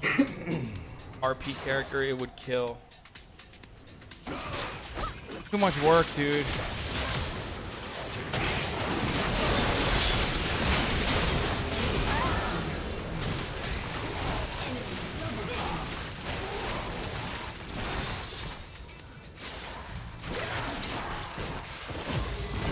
RP flares up when there are no big game releases, I guess.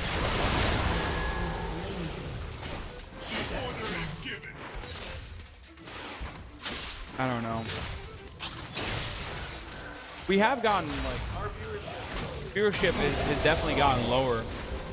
Like, I was growing for a while. I think I hit like 3K, 5K consistently. And then it plummeted again. 1.3K. But I think Destiny's viewership has also been getting lower recently. I was going to reach out to him and ask him, I don't know if it's because he's playing League a lot. I don't think it's just because he's playing League. Changing the algorithm. Changing viewership from Twitch. Might be like winter versus summer. I assume more people are watching Twitch in the winter than in the summer. Not 5K consistently, sorry. I said 3K to 5K. It would get like... Your viewership Not has cool been to lie cut to in chat about half. Doki for so many days. Fuck, We'll see man. tomorrow. I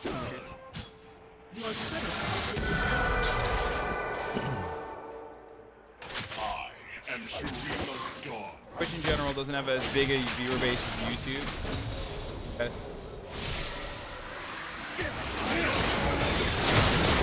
The next big game is going to be WoW Classic. If only you could play games and talk, it would have been a great game to play.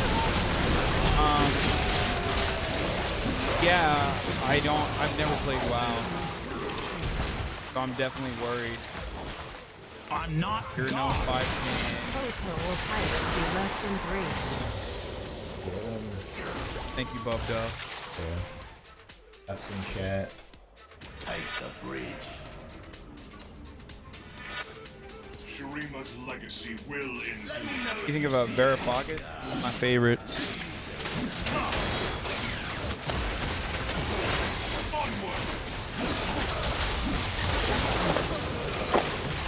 I don't know. The thing is, like, here's what I'm actually worried about with that sort of stuff. I feel like everyone, I'm worried that like everyone that I would actually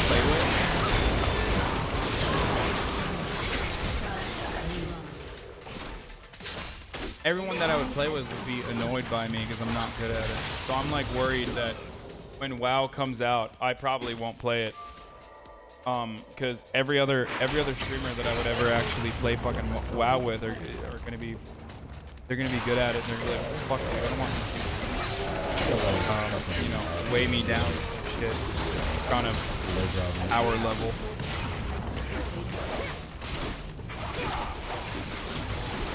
I don't think there's a huge skill gap.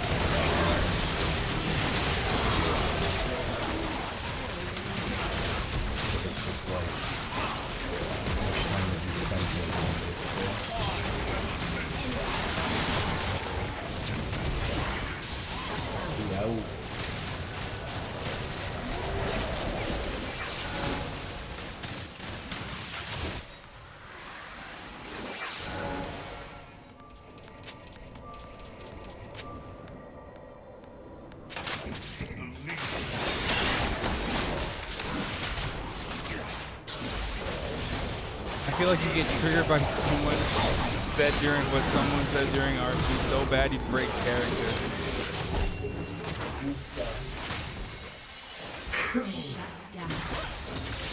Got drop frames going on. The fuck is happening, Raystream? Yeah, you can't no life WoW like other streamers do unless you click D.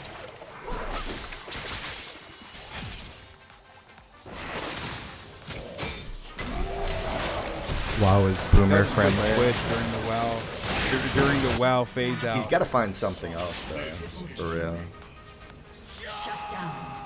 Maybe like actual IRL. Get out and vote. Travel somewhere. Go to fucking India or something. That'd be cool.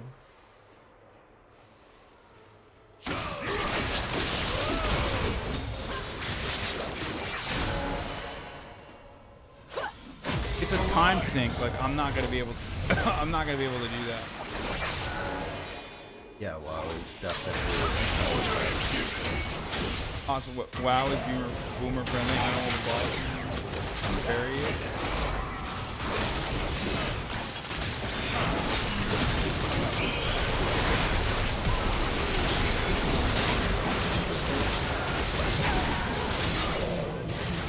All right, I gotta go. The fuck? Oh, I love you all.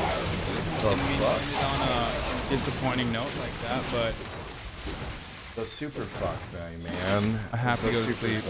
Alright. Time is it? 1:56 a.m. I already slept for like 4 hours. LSD so. Today. No stream. Oh, yeah. Find something else. Something. Good night, guys. Debunking Hasan Piker. I remember one time I was fighting this pack of trolls, and I broke my sword on one of their skulls. You're open all day, every day. That's what 24/7 means, sugar. Kind of like how you get 24/7 access to licensed agents with Geico. Now, what will it take to get 24/7 access to that? It's coming. Geico.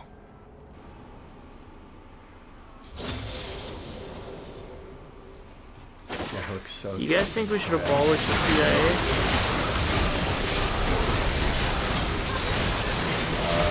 I don't see why not, honestly. It obviously serves some sort of function, right?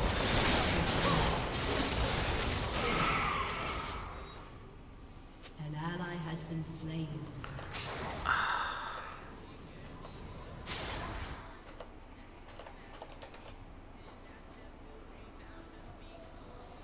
All eyes look to us.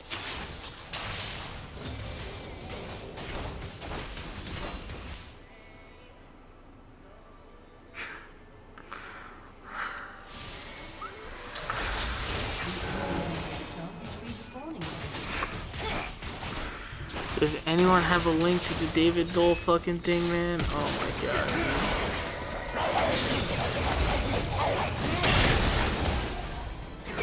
Fuck off, dude. Fuck!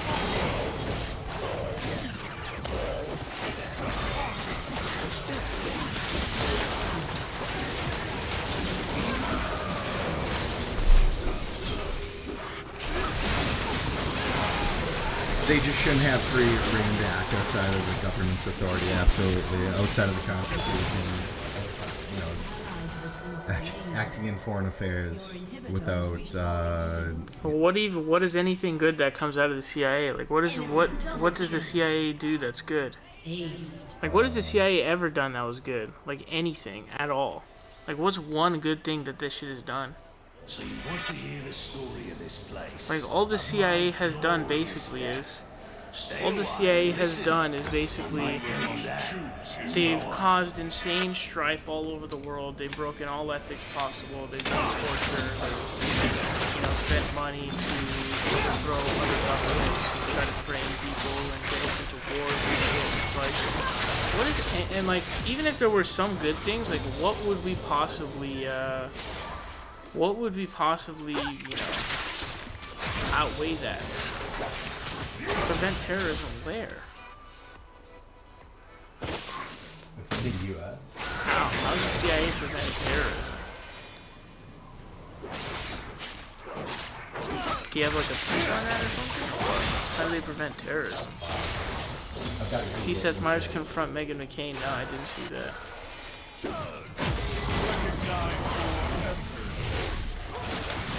I guess most of the stuff that we would see out of the CIA in terms of good things, we probably don't think they know about, right?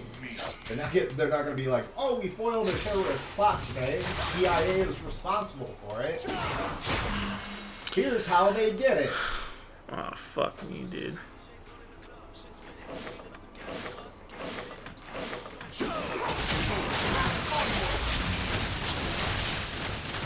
Would you rather be our CIA than some other CIA doing it? What the fuck is that?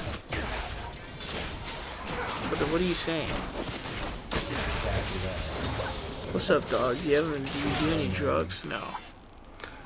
Bernie was calling to abolish CIA at one point. Yeah, I read that. Someone tweeted me that.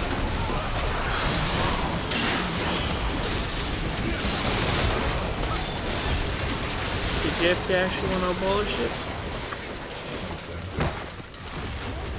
Alright, we gotta do some fucking Googling, my friends. We gotta do some Googling. I'm pretty sure we just won that shit. Let's see here. CIA oils plot. Nah, shit.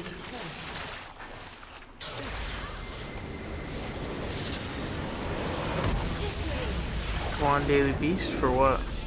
Are you talking about Seth Meyers? Seth Meyers and Meghan McCain?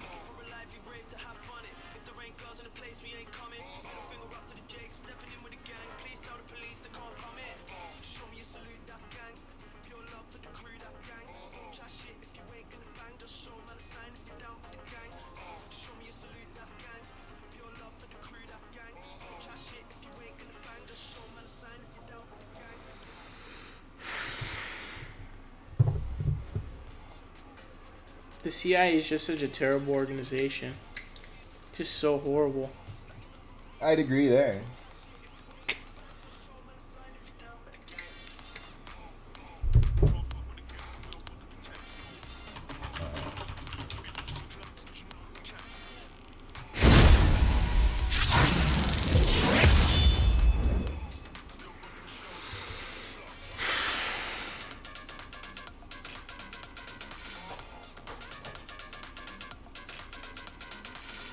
Let's see what else we can find. Trump completely call CIA. Thanks for the follow. Terror attack. Unbelievable story of how blah blah blah. That's the same story. Terrorist attack in Russia. CIA foils Al Qaeda underwater bomb plot. CIA sacrifices valuable intelligence source to foil underwater bomb plot. What's that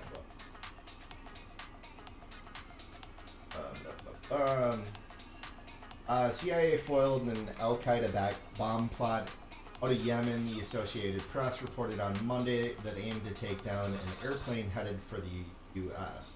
The attack was planned around last week's anniversary of Osama bin Laden's death. And the suicide bomber planned to use an upgraded version of the underwear bomb that failed during a white an supremacist attempted terror attack agency. on Christians in 2009. The FBI is currently investigating the bomb to better understand whether airport security measures. Well, the weird thing about the it CIA before is they kind of fight could shit reach that your they plane. create. It's almost Though like the a bomb perpetual contains system. No metal, meaning it would So it's like the make it CIA. to a metal detector. It's unclear whether The CIA does controversial shit full body scanners would that, reveal.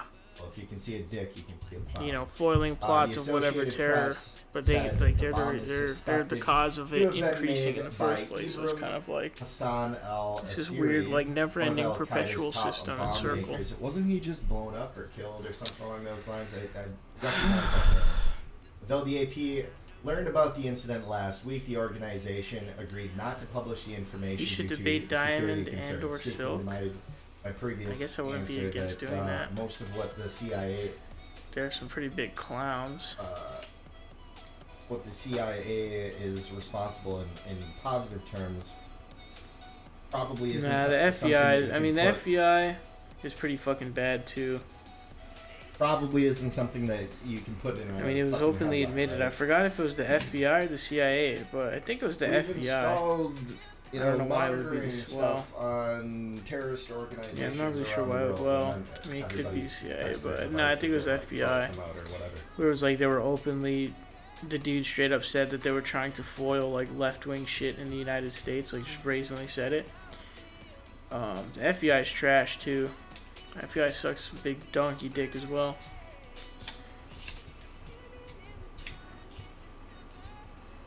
Also, the FBI, like, especially under, like, J. Edgar Hoover, dude, holy fuck, dude. Shit was crazy.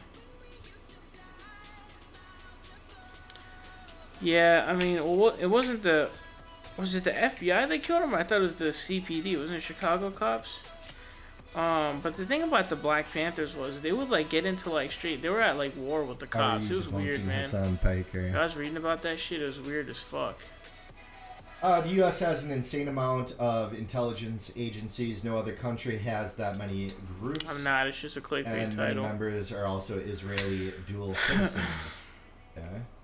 The leftists are not very You have to bright. Fight these two. Well, that's the problem. That's what I mean. That's the problem. Is like the CIA is like solving problems that they create. So it's like they have to foil terror that they create. James like, TV, there's so many issues plaguing the U.S. Even with a long campaign, it would be hard to talk about it all. I didn't know the mob Plus, I don't expect Hoover. even Bernie to go all out against stuff like the CIA.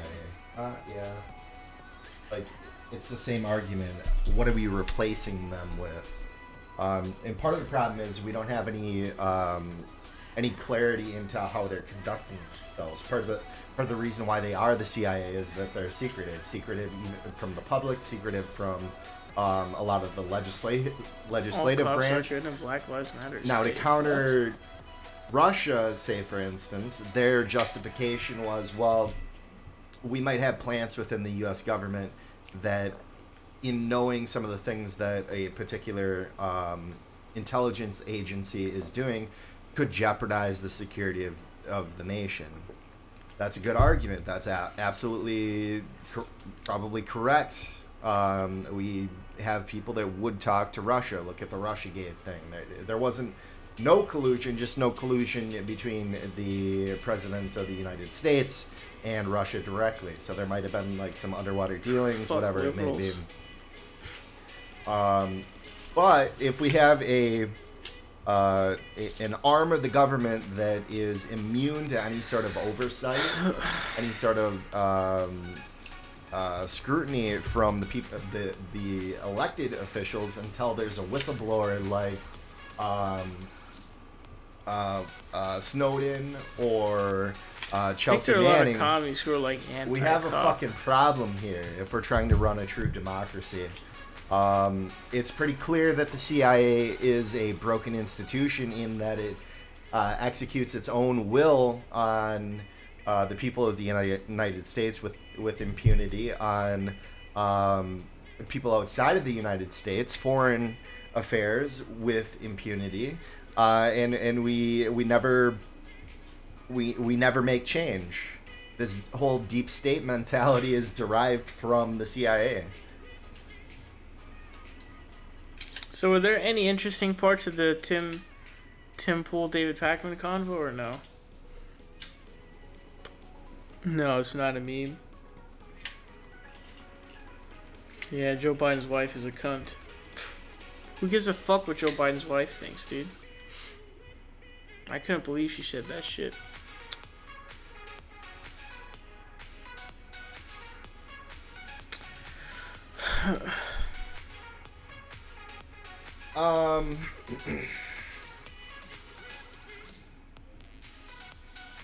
Let's see, Tim Pool.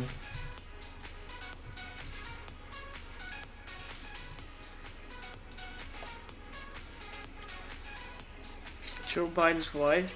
No, she wasn't. We gotta get some numbers. Deep state mentality is derived from institutions like the CIA that are immune to oversight.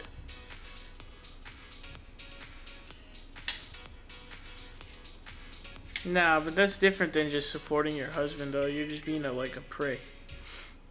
Especially, like, there's no way you could ever be a douche to Anita Hill. She's legitimately a hero, dude.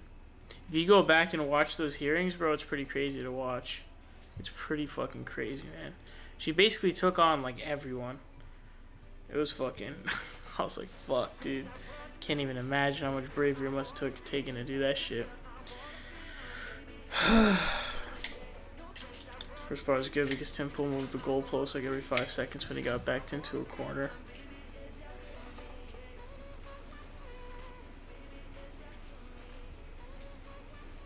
She nerded out about algorithms for like 20 minutes. Oh shit.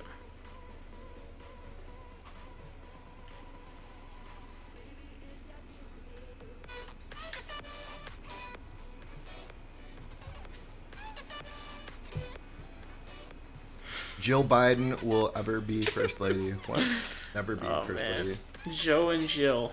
Joe and Jill, bro. Joe and Jill. Check out Jill. Most basic ass names ever. No, you gotta blame both of them, dude. There's no reason for her to come out and do that.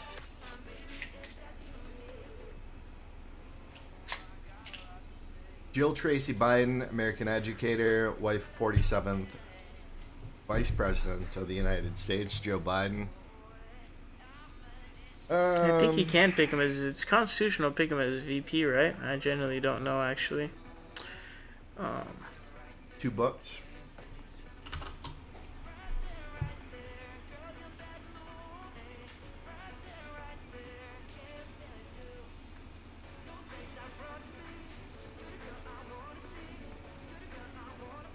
Simone Sanders is a sellout, bro. Simone is a sellout, bro. Cory Booker's punk ass saying for anyone Yeah, I'm still fucking on the eating roof. cottage cheese right from the trough. What of it? Definition for bitch was Joe Biden. What? I don't get it. Yeah. I was laughing about the comment I made earlier because I said some shit about how, like, oh, like, I said something about basic ass names, and then I was like, oh, like Bob or something, and someone in the chat was like, his That's name was my Bob, name. and he's like, fuck you, dude. It's funny as hell. Yeah, I've got the fucking worst. Is it true that Simone Sanders was a plant? Was that really exposed in Fucking WikiLeaks, Andy or is that not true? here. What's I up? think someone said that it wasn't true. Let's see here. Hasan GF. Yeah, I'm glad she's oh, working no, on the it's- campaign anymore. James TVJ. When I heard that syndrome thing, I was like, that Yeah, sucks. he I looked her probably- up Joe would and then probably, realized she's yeah, he'd that probably annoying win. CNN girl. He'd probably Good win if riddance. Obama was his VP. I don't see. Are you wishing don't, cancer on people, James TV? I don't see Bernie Bazar being able to win that one, man. Polozic. It was Uncyclopedia, a There's an website email? that Really? basically What did it 4chan say? parody of Wikipedia. You should check that shit out. Uncyclopedia.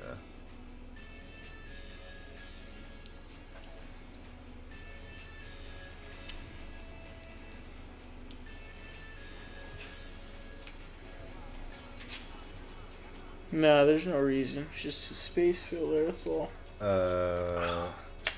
What?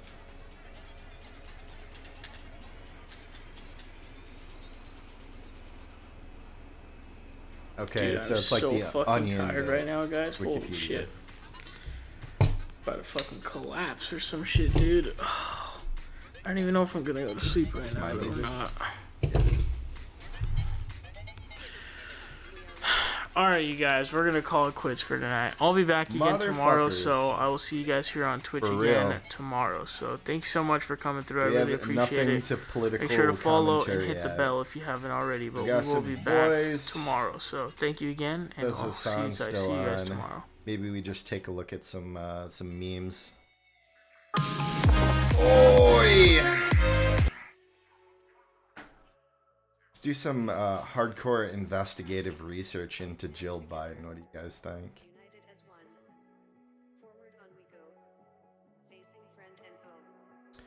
Jill Biden adds fuel to Joe Biden's Anita Hill fire by saying it's time to move on. Who the fuck's Anita Hill? Jill Biden, wife of Democratic presidential candidate and former Vice President Joe Biden, stirred controversy Tuesday when she opined it's time to move on from questions dodging Joe Biden about his treatment of Anita Hill during the 1991 Senate confirmation hearing for then Supreme Court nominee Clarence Thomas. In an interview with NPR, Joe Biden noted that her husband had reached out to the Hill recently, spoken with her, and apologized for the way hearings were run. And so now it's time to move on. I'm not familiar with this shit. You guys ready for ads?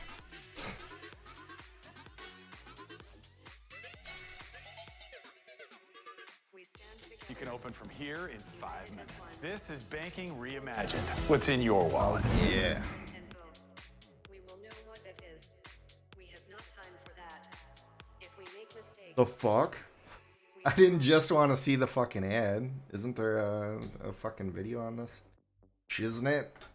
Damn. Jill Biden answers questions on Anita Hill during book tour. Now, is it her treating Anita Hill like shit, or is it Joe that was treating Anita Hill like shit? I'm confused a little bit. I would hope that she's not answering for him. That would be weird.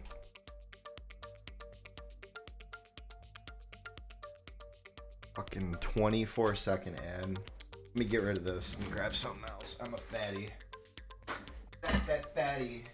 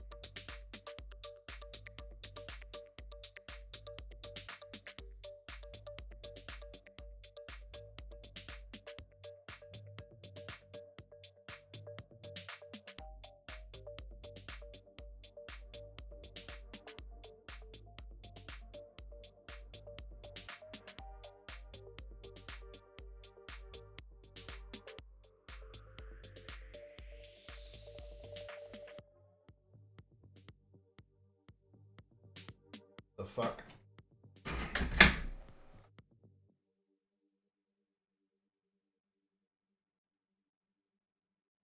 Try again. Salad game on point. I love my gluten too.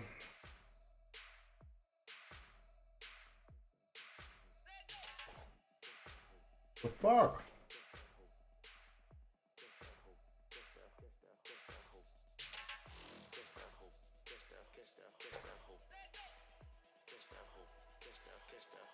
Dr. Jill Biden is making the rounds today, promoting her new memoir out now, speaking about her husband's campaign, for the first time answering questions about his handling of Anita Hill during the Clarence Thomas hearings, telling NPR it's time to move on and that he had apologized to Anita Hill. and sitting down with Savannah Guthrie today on The Today Show. She told the New York Times she wasn't satisfied. She said, it's not enough for him to say, I'm sorry for what happened to you. If she's saying that, does that demonstrate in and of itself that he needs to somehow go further in his apology or his statements to her? They had the phone call. He was really grateful that she took his call. He apologized to her. And the one good thing that has come out of this is that he made sure that there were now women senators on that committee. He has written the Violence Against Women Act. So you have to look at the good that came out of that. This is kind of fucked, though. Back with me now, Susan Page and Ann Gearan. And one question that occurs is why he didn't call Anita Hill for all these years until he was running for president, until weeks before he was running for president, Susan. That is something that, is a stumbling block. But in the new Morning Consult poll today, he's way up. He's up another 4 points. He's got a 40% share here. This is an online poll, we should point out. So it's even less reliable than the other new polls, but it at least is a thermometer of the way he's been received. He's had a good start. There's no doubt about it. He's shown very muscular fundraising. He's been pretty disciplined in his campaign events in a way that he wasn't always in his previous two campaigns. But he continues to, I think, to have some issues that he's going to have to deal with. And this is one of them. I think the idea that Democratic voters are prepared to just move on from those the Anita Hill hearings, I think that is not accurate. I think voters are going to want to hear more about what happened and what his views are of it, and make sure that he took the lesson they hope he takes from it and took it seriously. This is a sticky issue for Joe Biden, and it's not over yet.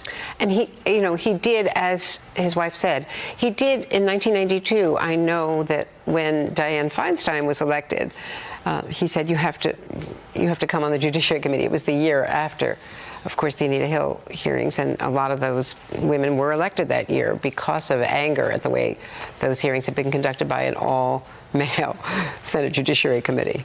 Right. I mean, clearly, Biden recognized that problem, and it was a problem, and sought to rectify it. And that's a good talking point for him, and his wife is smart to raise it. But it also, there are a couple of other questions here. One is why wasn't his handling of the Anita Hill hearings a bigger issue when he ran for president before? And the conversation has changed, and he's now responding to something that he's never actually had to respond to in this level of detail. I find that interesting. And the other is that it goes, in a lot of people's minds, it's of a piece with his somewhat odd or disturbing physical presence with women. Those are distinct issues, but they get conflated, and Jill Biden is being asked to address both of those. And I think she's doing a very good job of explaining the campaign position on that. But those are they recognize those are liabilities for him. It's interesting that this never even came up when he was being considered for vice president by the Obama team in vetting him. It was not something that was front and center. So look at the impact of the Me Too movement in the space of just 2 years. It's changed the landscape for any number of people. It's raised a whole new set of expectations for how political leaders are going to behave, how they're going to explain their past behavior, for the willingness to consider these multiple female candidates. Who's just gone through a major tragedy in their life, right? Also a reflection of some of the changes that the Me Too movement has brought. Just since the 2016 election. It occurs to me that Joe Biden is going out saying, I'm not going to attack the other Democrats, I'm going after Donald Trump. That's his whole strategy. That has not stopped Bernie Sanders from going after him. Right. Well, and I want to see this. Biden came in and immediately knocked fucking softballs off the pedestal, so that stands to reason. I mean, it makes the two of them, two 70-year-old white guys together, have by far the largest share of the Democratic support at this point. See how that goes. Susan Page and Gearan, thank you both so much for being with me. Good stuff. I want to see this fucking softball, Bernie, Trudeau, Biden. Let's see here. Bernie attacks Biden.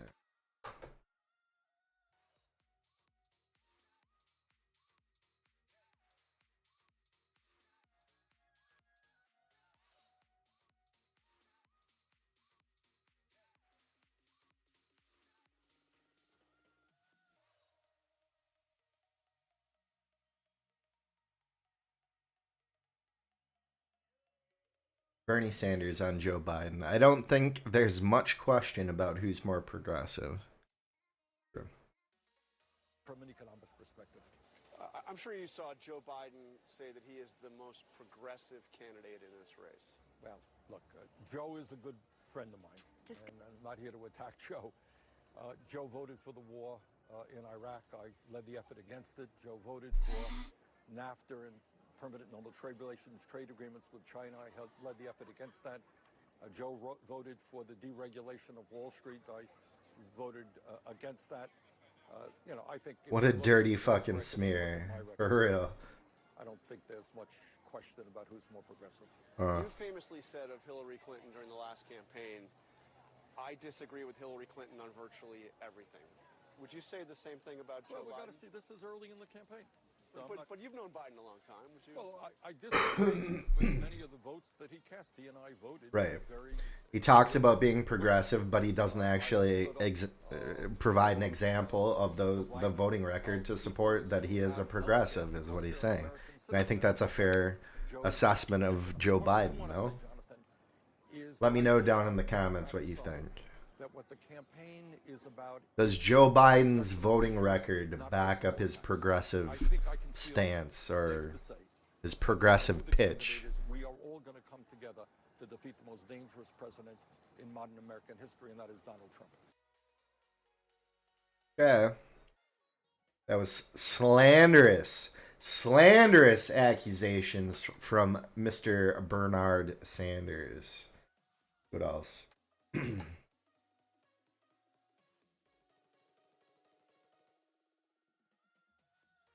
Just days after announcing his candidacy, Joe Biden apparently got a big bounce in the polls. Or did he? Because the headlines all seemed pretty clear that he shot up. But when you look closer, it's not as clear as the headlines make it seem. So on Tuesday, there's a CNN poll showing Biden at 39, Sanders at 15, and Warren at 8. So look, that is not only a big lead for Biden over Bernie Sanders, it's also a gigantic jump for Biden, who had generally been in the high 20s, occasionally like 30, 31. That's a big jump. So I want to skip ahead just a little bit to show you the actual breakdown of the demographics in the CNN poll. So let's go to that.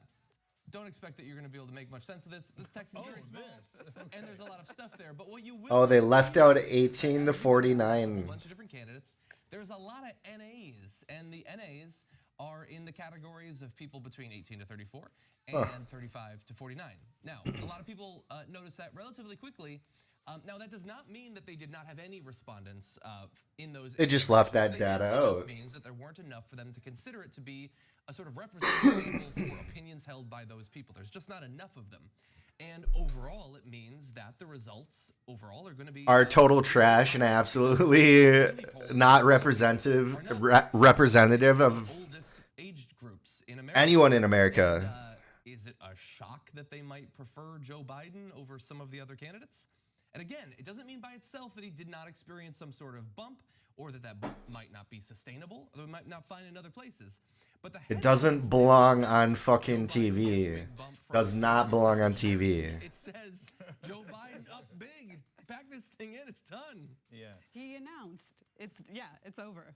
Yeah, so I complained last time around in 2016 that the media was... Tell me, Chank. I think it was accidental, subconscious, etc. I don't think that it was a plot. Some of you might disagree, but I really don't think so. That was favoring Hillary Clinton by doing a number of things, including... You don't think it was a fucking plot? What? Superdelegates, before the superdelegates ever voted. The superdelegates vote at the end, not at the beginning. The fuck, man? Superdelegate endorsements change all the time. In fact, in the last big Democratic primary, the superdelegates were on Hillary Clinton's side in the beginning, and then they switched over in the middle, and then eventually voted for... Why do you think the DNC is in fucking shambles? Because they work to fucking bring Bernie down, and they work to prop up Hillary, and they fucking lost in the process. What the fuck? Obviously, it's a plot. They had already picked their candidate. Why is Bernie Sanders still in the race? This thing's over. Look at I saw on CNN. It's like 190 to 1. What is this crazy guy doing in the race? He's illegitimate. So that was a subtle message that was sent. And I talked about that when I was on CNN, and Brian Stelter, a reliable source, was good enough to have me on to make that point. Now, Brian this Stelter. time around, they're doing things like this. Spineless fucking creep. Biden announces, got a big lead. Here we go. Now, look, it's, again, I don't think that it's conscious that they're certainly not getting together in a room and be like, all right, how do we fix the poll so we don't ask young people, okay, we just ask old people that pretend Biden's winning. I would be shocked if that were the case. Totally shocked. I would not be. I fucking would not. Yank. I would not be fucking shocked. CNN. The media wing of the DNC. The people that colluded with fucking the DNC to give the questions early to fucking Hillary or her team or whatever. You wouldn't believe that they would obfuscate fucking poll results to show an advantage for their chosen candidate. Get the fuck out of here, man. When I say, again, it's like people love to be offended in Washington. They could do these things and they don't find that offensive. But if you point it out, it reminds me of the right wing. For the right wing, doing racist stuff is not a problem. But if you point out racism, they're like, oh, you're doing identity politics. And with the mainstream media, we point out bias. We're not like the right wing. We don't think you're enemy of the people, but we point out something that appears to be an unconscious bias here, and they get so offended. They get so offended. Oh, yeah. Oh, you guys love Sanders. I'm not the one who did the poll. You're the one who did the poll. And when I ask you, hey, shouldn't the editors be careful about this stuff? I'm curious how he got the data. Is that like public? Does CNN publish their polls? We should check that out next. But yet we have situations like this. And I want to be clear too. I agree with John. Other polls could be totally legitimate, and maybe let's check that out. Is surging. Let's see. Do this to make your case. CNN poll result. Called framing raw data. Bias, but clearly, what I interpret this polling and polling of only septuagenarians and above to mean is that they want to introduce a candidate that seems like they're a winning candidate. If somebody has more than 20 plus points above the next embargoed for release Tuesday, April 30th. A Democratic Party that has their stuff together and can mount a challenge to Trump, but also we didn't just see this. I think this is the same one that we were looking at. SSRS research refined. The airplay that she got, or the polling. What is this? As you we'd like to give the overall opinion of some people in the news. As I read each name, please say if you have favorable or unfavorable opinion of these people, or if you've ever heard of them. Continued. How many results do we have, though? Fucking. And Amy Goodman has talked about this. She started talking about this in 2016, April 2016.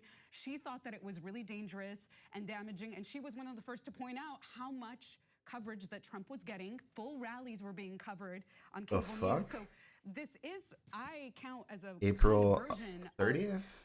Is that this year or? Yeah. And 2017. Okay. Well, fuck off with that shit. How these polls were relayed to the people. So we have from I believe it's Politico, Biden extends lead by 11 points in CNN poll with post-announcement surge, and then Axios. Wonder if you can just email CNN and ask him for the raw data. And again, like, I don't even necessarily blame them. I wish that I guess it's laziness of a form, but they're not going to dig into the crosstabs and everything, every poll. Unfortunately, I wish that they would, because it's important. But they want, first of all, they're worried about missing something. So if Biden is surging, they want to make sure that they had a headline about it. But also, they want to capitalize on any drama. Nobody wants like the headline to be polls roughly similar. Like, you can't do that headline every 3 days or anything. So if he shoots up, it's going to be drama. I mean, hopefully, if it was like Warren at 40 points, they would also have a lot of headlines about that. I doubt they would. I think that they're trying to capture the drama, and I just hope that they can be a little bit more critical in the future. And we were talking about, I mean, I'm going to bring this guy up, might anger you a little bit, but in terms of how you frame these sorts of results, I mean, this is really you also have to look at the demographics and the location of the the polling. You have to look at the questions that are asked. You have to look at the setting of the polling. You have to look at you know, there's more factors than just like he's at 15% and this guy's at 30%, whatever the fuck it means. See Harris going down, Sanders going down, Warren going up a little bit because in some of the polls, actually one poll she was above Sanders. And what I've noticed, I don't know if you've been following his Twitter activity. Nate's not to be taken too seriously.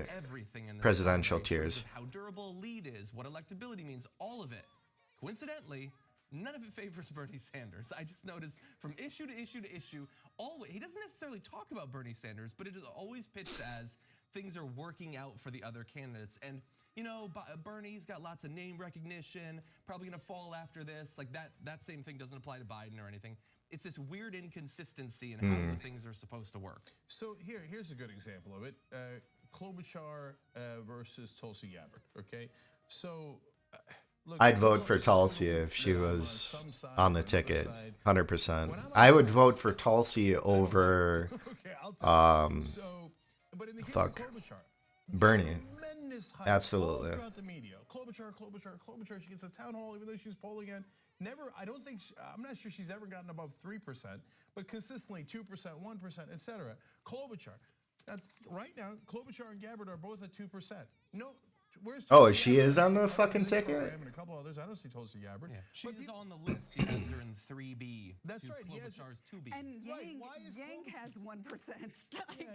Why is Klobuchar in 2B at 2% and Gabbard's in 3B at 2%? Why? He does have Gabbard going up, though. Yeah, up to 3B when she's polling at the same number as Klobuchar. The reason I don't think Gabbard's going to have a chance in this race, then. If we're looking at 3%. She doesn't have the name recognition and, like, the media coverage and so on and so forth that she really needs to be. And the history, really. She's a bit too young to really be a viable candidate.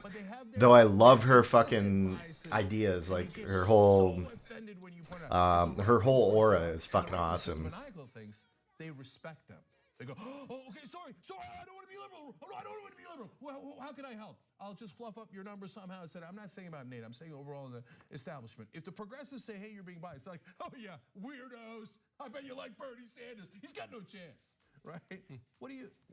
I mean, we did a story yesterday about how the Wall Street bankers are like, we're scared to death of Elizabeth Warren. Even though Bernie Sanders is polling better, way better, they're like, oh, he's crazy. No one I know thinks he can win. And yes, that does filter down to the media. That does filter down. I don't mean from the banks. I mean that groupthink in New York and Washington. That does even filter down to guys like Nate Silver, who we want to do better. So look, last thing about the polls for me, I think, I do love analyzing it, is that there are other polls, like the poll that we pointed out, the CNN one, it's got a massive issue, as you can tell. But Biden is picking up steam. That makes sense. He just announced, and he actually did a good political drumming up his base. Pointing out Charlottesville, Trump. I mean, I asked my dad 2 days after he announced, who are you going to be voting for? And he had already made it like a hard stance. It's going to be Biden. It's going to be Biden 2020. I was like, dude. Same polls, and she's gone up about 3 points. You realize who you're talking about? Do you have any like reasons behind this? He didn't have a single fucking reason. It's just the name recognition. A lot of these old people vote with who the media is just. He's winning. That's one characteristic that they're looking at. You want to be on the winning team, right? Think about his policy. Now, he's not in as commanding a second place as I would have thought, and I point that out. And it's two different hats. One is, who do you think is right on the policy? And the other is, what's actually... He also strategically announced, like, the day after Bernie got hit with that question about giving the Boston bomber the ability to vote, which I'm sure impacted his figures quite a bit.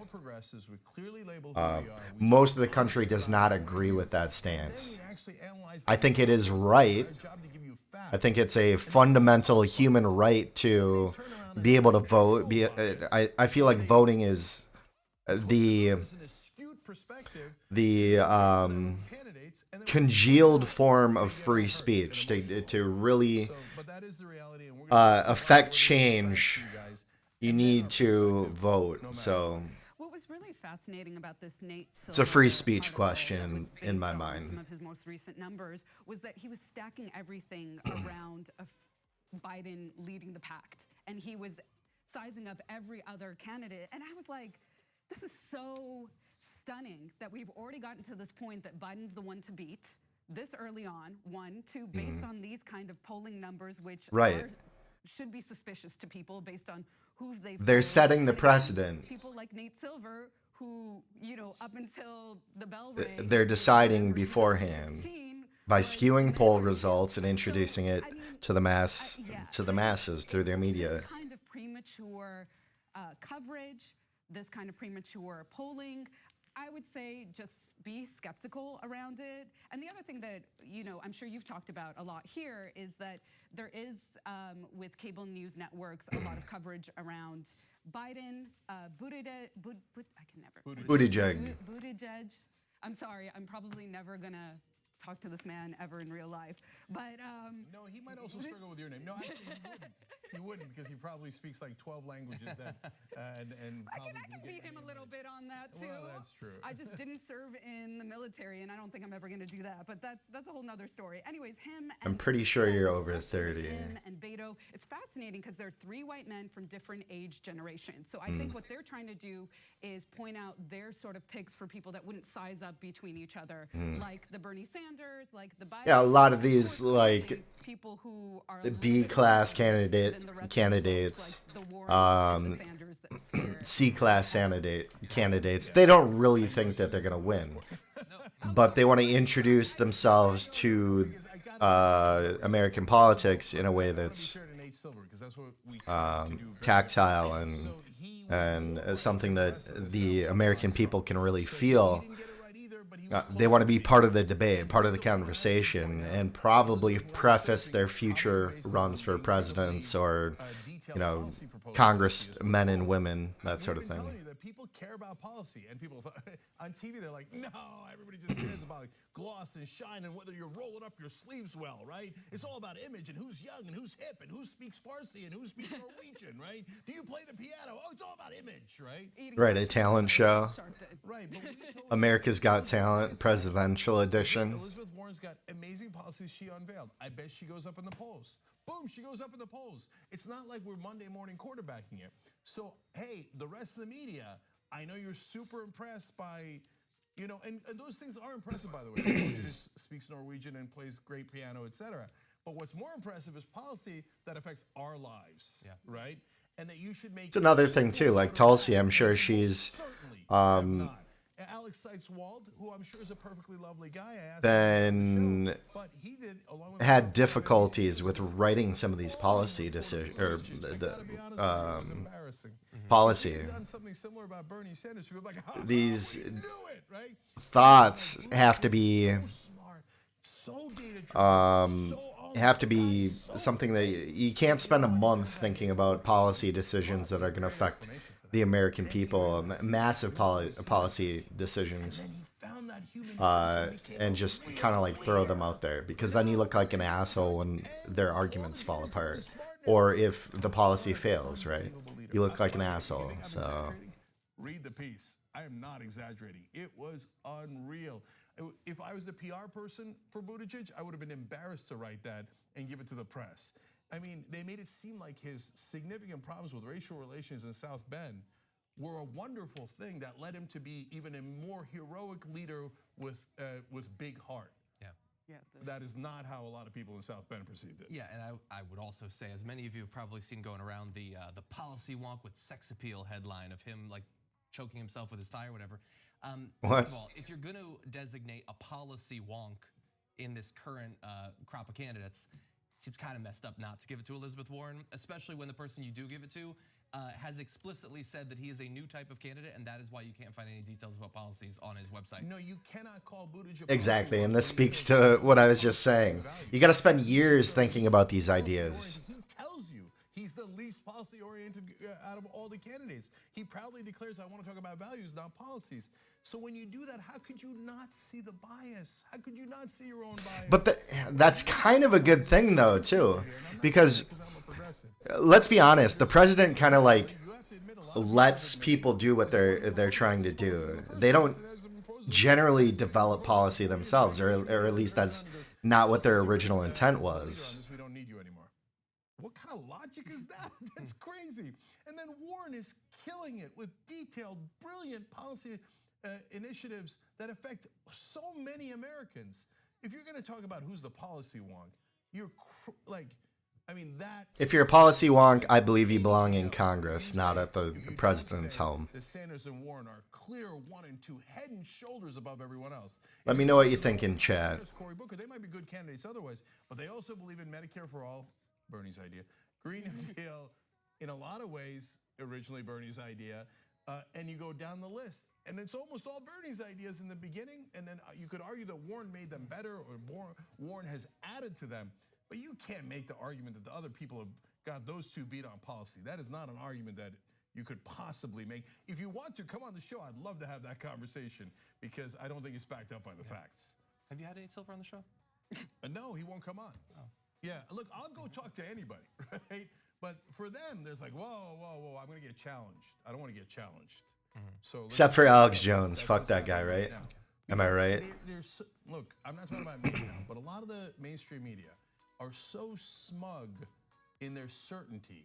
Let me know in the chat. Their own set of alternatives. Fuck Alex Jones, right? Pierce that bubble. They get super mad at you. They still, like the guys who were wrong about the Iraq War, are paid millions upon millions of dollars on television. The people who were right about the Iraq War shunned. So, I mean, it's been going on for decades. Yeah, I would say that smugness is not necessarily just confined with the mainstream media. Basically, everyone talking about politics is, in my view, incredibly smug about it. In any event, on this particular topic, I do want to thank the viewer, Nicholas Snode, who clued us into that particular, that facet of the polling, and so thank you for that. Thanks for watching this free clip of the Young Turks. Don't forget to become a TYT member today. For more exclusive content, join now at tyt.com. Let's see what else we can find here.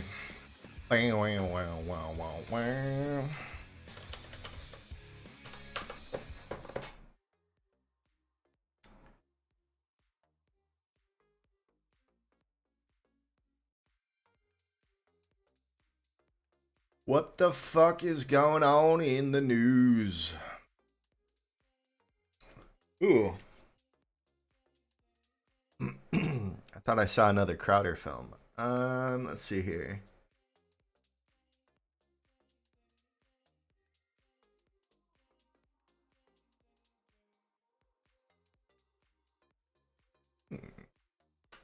Vouch is live. Watch that. Maybe. Hurt? Oh, sorry. Someone said this isn't a fact-based argument. This is about a relationship between two people, which is entirely feelings. Wait, Vosh, I wanted to counter something you said. What are we looking at here? You said the things that sells worker co-ops in action. What if she felt like there were certain things, like, for example, like, what is it? I think you said emotionally harassing her or something. Or for example, like, do you know if like she was? I mean, you feminism. Okay, but like this is, I don't know. This is dumb. Just, are you unironically arguing that whatever punishment the victim deems just is the just punishment? No, nope, not arguing that. I'm saying they're justified. I'm not saying it's just. I'm saying that. That's the same thing. That's the definition of the fucking word. That means it's just. Right. Yes. Well, hold on. No, this is like Destiny's political violence, right? That's where I'm arguing for. I'm not saying that I would like go out and like beat the shit out of someone who voted against DACA, but if a DACA kid did, I don't know if I could like necessarily. No. But Destiny's position on this is intellectually vacuous. He says he thinks political violence could be justified because he doesn't want to own up to the actual statement, which is political violence against people who vote against DACA is just. His position is vacuous. You can't say something is justified and then say it's not just. The two are synonymous. He avoids agency over this argument because he's a fucking libtard, okay? But I'm a true blue fucking lefty with a big dick. All right, Huh? The Chad. Well, I know it's intellectually vacuous to say something can be justified. Okay. All right, we can watch some Vaush. If you say it can be justified, what you're effectively saying is somebody could make this argument, but it's not going to be me. But then he goes ahead and makes the argument, so he's saying it's justified. Okay, how about this? Sure. I'm trying to think of an argument I would make. But I mean, wait, but political violence. Wouldn't political? So would you say political violence? We need to focus on the issue because you keep saying things, and then I ask you if you believe the logical extension of your feeling. Yeah, sorry. So you're asking me, do I think that what she did is just? Because I say she feels justified. So, could I say what she said was just to her? Well, there is no to her. Everything you could say that an honor killing is just to the person who commits it because they think the honor of their families. We're talking global morality instead of somebody thinks it's just. I need cogent personal morality. For the objective reality that we're dealing with here. And the objective reality is that you're telling me, and whether or not you, please, whether or not you want to accept this, what you're telling me right now is that you believe that because Poppy's level of personal indignation should determine the severity of the punishment that I. I'm curious about the story they're talking about. Wildly dangerous and extremely unjustified of an assertion for you to make. This is this is really weird. I've learned. I think I've learned well from people smarter than me not to take concrete issues, but at the same time I do because it's kind of a pussy if I don't. So wait, but that's really weird. Like, yeah, who is Poppy? Who are we talking about? What objective reality are you talking about? You make an argument based on the set of values that you and the person you're discussing with agree on. So I'm asking you for a value statement. Do you believe that it is just for a what she did was just for a victim to determine the severity of the punishment faced by those that they accuse? No. Absolutely not. Argument, how much she felt like you had transgressed on her, Okay. I think right now you're reinforcing why I don't take people seriously when they tell me that I need to apologize to Poppy. Because what you're saying, and I'm really trying to be charitable here, but I think that you're just arguing from feels, dude. You're literally saying that whatever Poppy thinks the community should determine the punishment. Just and whatever level of personal. We're not arguing about to her. We're arguing about what do you think should happen? Do you think Poppy should continue following me community, spreading the same lies that are disproven, that she's admitted to knowing are untrue in the past? Wait, that's not how real. Wait, I gotta ground you. I gotta nail you down on this because we went over it and I gotta nail it down. What is objective reality? Like, what was that? What does that mean? Because I'm pretty sure we don't all operate on the same epistemological whatever fucking system of philosophy of how we see the world. So everything is subjective. Nothing's objective. It's all it is true. Poppy is a girl that Vash was kind of creepy to, and then she spread lies about him. Yeah, I'm not into this. Fuck that noise. Let's see what else is going on. AOC, let's see what's up. AOC. Recently, Dream Girl, which by the way, Rotten Tomatoes gave 100% to, was released on Netflix, and it was a I've got to check that out. About AOC and other women who ran for Congress. These are average Americans who were sick of the system and they wanted to fight and they wanted to run. Now, in the documentary, we see AOC's boyfriend, and I got to be honest. I was surprised at who her boyfriend is, just keeping it 100. You know, you hear about boyfriends and you have all these thoughts in your head. And anyway, I'm going to stop talking before I get myself in trouble. Riley Roberts is his name. He's insanely supportive. Like, you watch it and it brings you to tears, like watching their relationship, how supportive he is. He's there by her side throughout the entire thing. And then all of a sudden you get the reactions on social media, right? And here's one of those reactions. Marie LeConte, who's a journalist, tweeted this and later deleted. Apologies for the blatantly mean tweet, but this is what AOC's boyfriend looks like. Incredible scenes truly representing all the ambitious and stunning millennial women shackled to boyfriends who look like bin raccoons out there. Okay. So can you understand why she later deleted that? That was crazy. What is the bin raccoon? A bin is a trash can, so it's a raccoon that's been rooting through the trash. He's got a little stuff in his fur. He's got like stuff in his little food, like a little piece of the one salami piece hanging right down here. Yeah. It's a bin raccoon. Look, and I want to tell you what my own like Hashtag thoughts feminism. were. It had nothing to do with how attractive he is or whatever. I like everyone's in their own bubbles or in their own heads, and I have a thing clearly for Latino men. So for some reason, I just assumed that she would be with a Latino guy, and I was surprised that he wasn't Latino. That's it. That was the only surprising part of it. But people are on social media just openly She's with the opposite of a Latino man. he is, and it's insane. It's like a grown-up version of the Did you watch the Lucky Charms leprechaun. It was such a great relationship. Yeah. So I'm going to give you AOC's response to all of this in a minute, but Steve Bermucci, I love saying your last name. I built it up too much. Yeah, you have some strong thoughts on this. Here's what I think. Here's my big thought of the day. What's your big take, Steve Gamucci? Historically suffers from a dominant and misogynist patriarchy. And I think that misogynist patriarchy... Way to make the fucking bridge, man. Talking smack about how people who were espoused or dating political candidates looked. And I think that's a terrible thing that male journalists did for decades. Yes. But I don't think using the same technique is cool. I think that this woman who is an accredited journalist and is a real journalist talking smack and making this story go viral, this is just a 30-year-old dude who thinks his girlfriend's hot and would like to continue that relationship and would rather not have his whole spot blown up on the internet. Right. I respect that for him. I wish he had that without all this. That said, as I'm sure you're about to explain, AOC's response was incredibly charming and cool, like she always is. Yeah, I think what was social it? media has created this space I'm curious. where people forget that some conversations are really just for your friends. Yeah.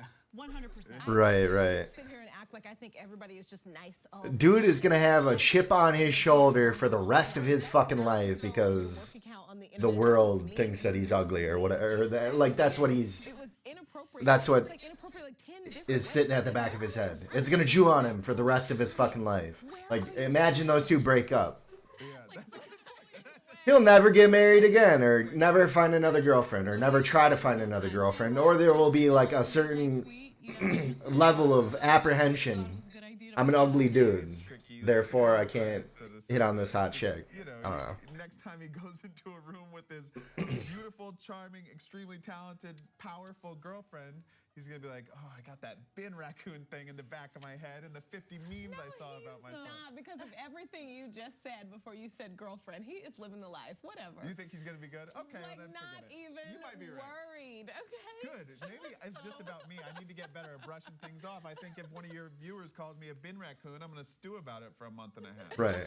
Or forever. You've taught me a life lesson. Forget it. It's fine. Go ahead, call me a bin raccoon. I'm a nihilist. Doesn't fucking matter. Okay. Let me compose myself. Not a true nihilist. There was, of course, a response on Twitter. I'm not that dude from. I thought this was funny. So someone wrote the following. The dude. Apologies for the What am I thinking of? That one movie. But this is what her boyfriend looks like, and it's a photo of Cersei Lannister and Bolton. Euron Greyjoy. Why did I think Bolton? It's That's okay. so weird. They look Euron Greyjoy and Cersei Lannister. Apologies for the blatantly mean tweet, but this is what her boyfriend looks like. Incredible scenes truly representing all the ambitious and stunning millennial women shackled to boyfriends who look like bin raccoons out there. And then just a quick screenshot from the actual documentary, which, look, the important takeaway from this is you should watch the documentary. Right. Because it was incredible. But the screenshot shows what her boyfriend looks like, and he looks 100% fine. Like, there is nothing wrong with the way he looks. And AOC responded to some of this stuff by saying this on Twitter. We were so ready for lumberjack life after months of 18-hour days that neither one of us had gotten a haircut in months. It's also one reason why my hair was always in a bun. It was very nice to see him again after we took a weed whacker to his castaway beard post-election. So he apparently did some grooming after the election, and I think he looks exactly the same. And don't change the way you look because people are, you know, not nice. I don't think he did it because of that, but he looked totally fine. The only thing that was surprising to me was that he was like a redhead white guy. Like I just didn't expect that, you know? I mean, one of the most poppin' congresswomen ever now thinks he's fine. Like, whatever. Who You know cares? why he's fine? You're right. What, Because you know, he's so it's great to Right. her. Riley, listen to this. You're fine. You're good. Don't sweat it. Brush it off. You have a great beard. We like it. We like it. You look like a 15th century pirate. I love pirates. I like that was a compliment. Was it? Was it really?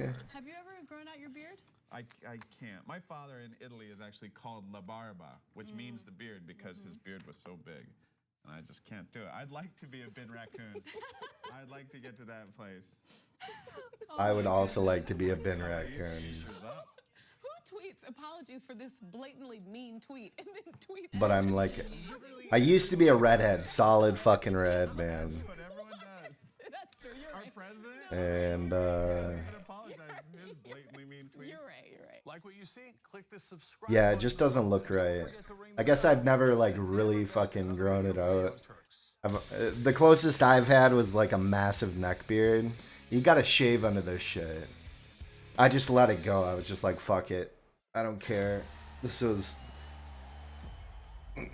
when I was going through the divorce and shit.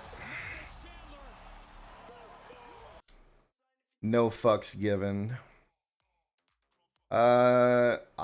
Brain implant for drug addiction? What? Buttigieg says God wouldn't be a Republican.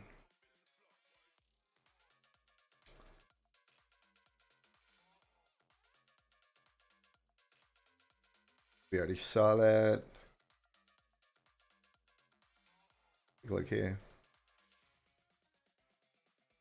New cell phone video has emerged featuring Sandra Bland's arrest in Texas from her perspective. This is video that she shot from her own phone, which hadn't been disclosed previously. And it appears that this video does further debunk some of the accusations or claims made by the officer who arrested her. That was actually Trooper Brian Encinia. Now, this never before seen cell phone video is difficult to watch, especially when you consider what the outcome of that story was. Sandra Bland was found hanged in her jail cell, and the authorities initially treated this as a murder or a homicide, and then later they determined that she had taken her own life. Now, with that said, I'm going to go ahead and toss the video. If you have a difficult time watching this type of content, I just want to make sure you're warned about it. And let's take a look. Trigger warning. Get out of the car now. Why am I being apprehended? You trying to give me a ticket for your failure? Get out of the car. Why am I being apprehended? You just opened my car door. You just opened my car door. So you threatening to drag me out of my own car. Get out of the car. And then you gonna I will stop light me? you up. Get out. Wow. Now. Wow. Get out of the car. For a failure to signal. You doing all of this for Get a failure over to signal. there. Right, yeah. Yeah, let's take this to court. Let's do Go it. ahead. For a failure to signal. Yep, for a failure to signal. Get off the On phone. my school. Get off the phone. I'm not on the phone. I have a right to Put your record. This is phone my down. property. This Put is your my phone property. down. Sir? Put your phone down. Right now. Am I being arrested? So he's obviously angry that she's filming, and you are paid by taxpayers. Is Sandra Bland a political figure? And they should be able to record you, but that's beside the point. He had alleged that he feared for his life. Keep in mind that now that we see the video from her perspective, he's holding a taser at her face, to her face, and he's threatening to light her up. This was his exact quote. Get out of the car. I will light you up. Get out now. So, and why is this video now being released, right? This video wasn't used in the case, the perjury case against the trooper. And so, I don't know, this story... Hold on. Let's see the other... See what's up.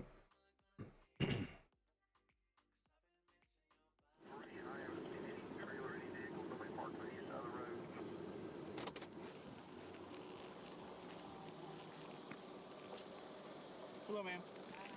With the Texas Highway Patrol, the reason for your stop is you failed to signal your lane change. Got your driver's license insurance with you? Can you give me a few minutes, all right? You okay? I'm waiting on you. This is your job. I'm waiting on you. What do you want me to Oh, say? you seem very irritated. I am. I really am, because I feel like it's crap for what I'm getting a ticket for. I was getting out of your way. You were speeding up, tailing me. So I move over, and you stopped me. So, yeah, I am a little irritated, but that doesn't stop you from giving me a ticket. So, let's continue. Reasonable. You asked me what was wrong, and I told you. Okay. So now I'm done, yeah. Okay. You mind putting out your cigarette, please? Don't mind. I'm in my car. Why do I have to put out my cigarette? Well, you can step on out now. I don't have to. The fuck? Step out of the car. The fuck? Step out of the car. No, you don't have the right. Step out of the car. You do not have the right to do that. I do have the right. Now step out or I will remove you. I refuse to talk to you other than to identify myself. Step out or I will remove you. I am getting removed for a failure. Step out or I will remove you. I'm giving you a lawful order. Get out of the car now or I'm going to remove you. And I'm calling my lawyer. I'm going to yank you out of here. Okay, you going to yank me out of my car? Get out. Okay. All right. 25. Let's do this. Yeah, we're going to. Yeah. Don't touch me. Get out of the car. Don't touch me. I'm not under arrest. You don't have the right to take me. You are under arrest. I'm under arrest. For what? 25, 7 County FM 1098. Just For north what? of 290. Send me another unit. Get out of the car. Get out of the car now. Why am I being apprehended? You're trying to give me a ticket I said for your get failure? out of the car. Why am I being apprehended? You I'm just giving opened you a my car lawful order. door. You just I'm going to opened my car drag you door. out of here. So you threatening to drag me out of my own car. Get out of the car. And then you I will stun light me? you up. Get out. Wow. Now. Wow. Get out of the car. Really, for a failure to signal. You're doing all of this for Get a failure over there. Right, yeah. Yeah, let's take this to court. Let's do Go it. ahead. For a failure to signal. Yep, for a failure to signal. Get off the phone. On my school. Get off the phone. I'm not on the phone. I have a right Put to your record. phone This is down. my property. Put your phone down. Sir? Put your phone down. Right now. Put your phone down.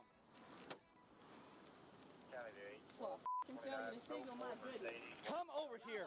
Y'all are interested. Come Very over here now. interested. You feeling good about yourself? Stand right here. You feeling good about yourself? Stand right For there. a failure to signal, you feel real good Turn about around. yourself, don't you? Turn around. You feel good about yourself, Turn don't you? around now. What are you? Put your hands Why behind your am I back and being turn around. arrested?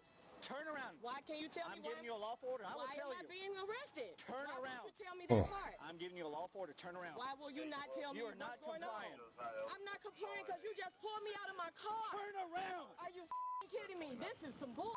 Hands behind your back. Because you know this is straight bull. You full of full of straight. That's all y'all is. Some scary cops. South Carolina got y'all scared. That's all it is. Scared of a female. It really came down to she wouldn't put her cigarette I out. was trying to sign a ticket. Whatever. Stop moving. Are you serious? Stop moving. Oh, I can't wait till we go to court. Oh, I can't wait. I cannot wait till we go to court.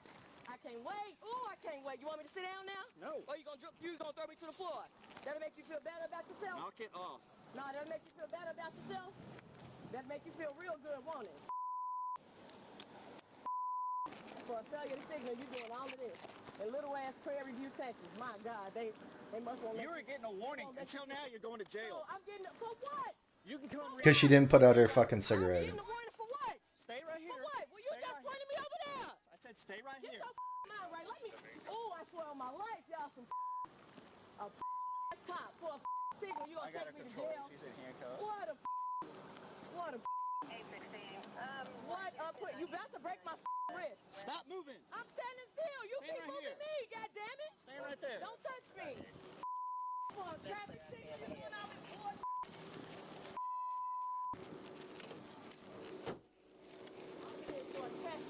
Come right over here. This right here says a warning. You started creating the problem. You asked me what was wrong. To put the fucking cigarette was the problem. Do it feel like I got anything on me? This a maxi dress. Remove your glasses. This a maxi dress. Come on over here. Have on me. You're about to break my wrist. Can you stop? You are about to break my wrist. Stop moving. Stop. Of course it's off fucking camera. Stop it. Stop resisting, man. If you would stop, and I would tell you. Now stop. You are such a No, you are. You're yanking around. Full traffic signal. You are yanking around. When you pull away from me, you're resisting arrest. This make you feel real good, don't it? A female for a traffic signal. For a traffic signal. I know that make you feel good, officer. Take care of yourself. I know it make you feel real good. You're a real man now. You just slam me, knock my head in the ground. I got epilepsy, you mother. Good. I hope I, good. Good. Before you start resisting. All right. Yeah, this is real good. Real good for a female. Yeah. The fuck, man. No. See? In addition to all the other stories that we've... And it's not about police behavior. It's about human behavior. When you're given power, you eat it up. You exercise that power. If somebody pisses you off, you're going to exercise that power. You're going to say, I'm a police officer. Why are you talking to me this way? Even if you're outside of the uniform. You can't talk this way. I experienced that locally. Fucking police officers. Oh, you're talking about something that I don't like. It could be political. It could be anything, really. I think you're too drunk. You should leave. I'm a police officer.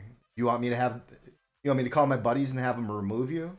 I've had that said to me over a fucking political debate by sheriff's department officers. You're too drunk.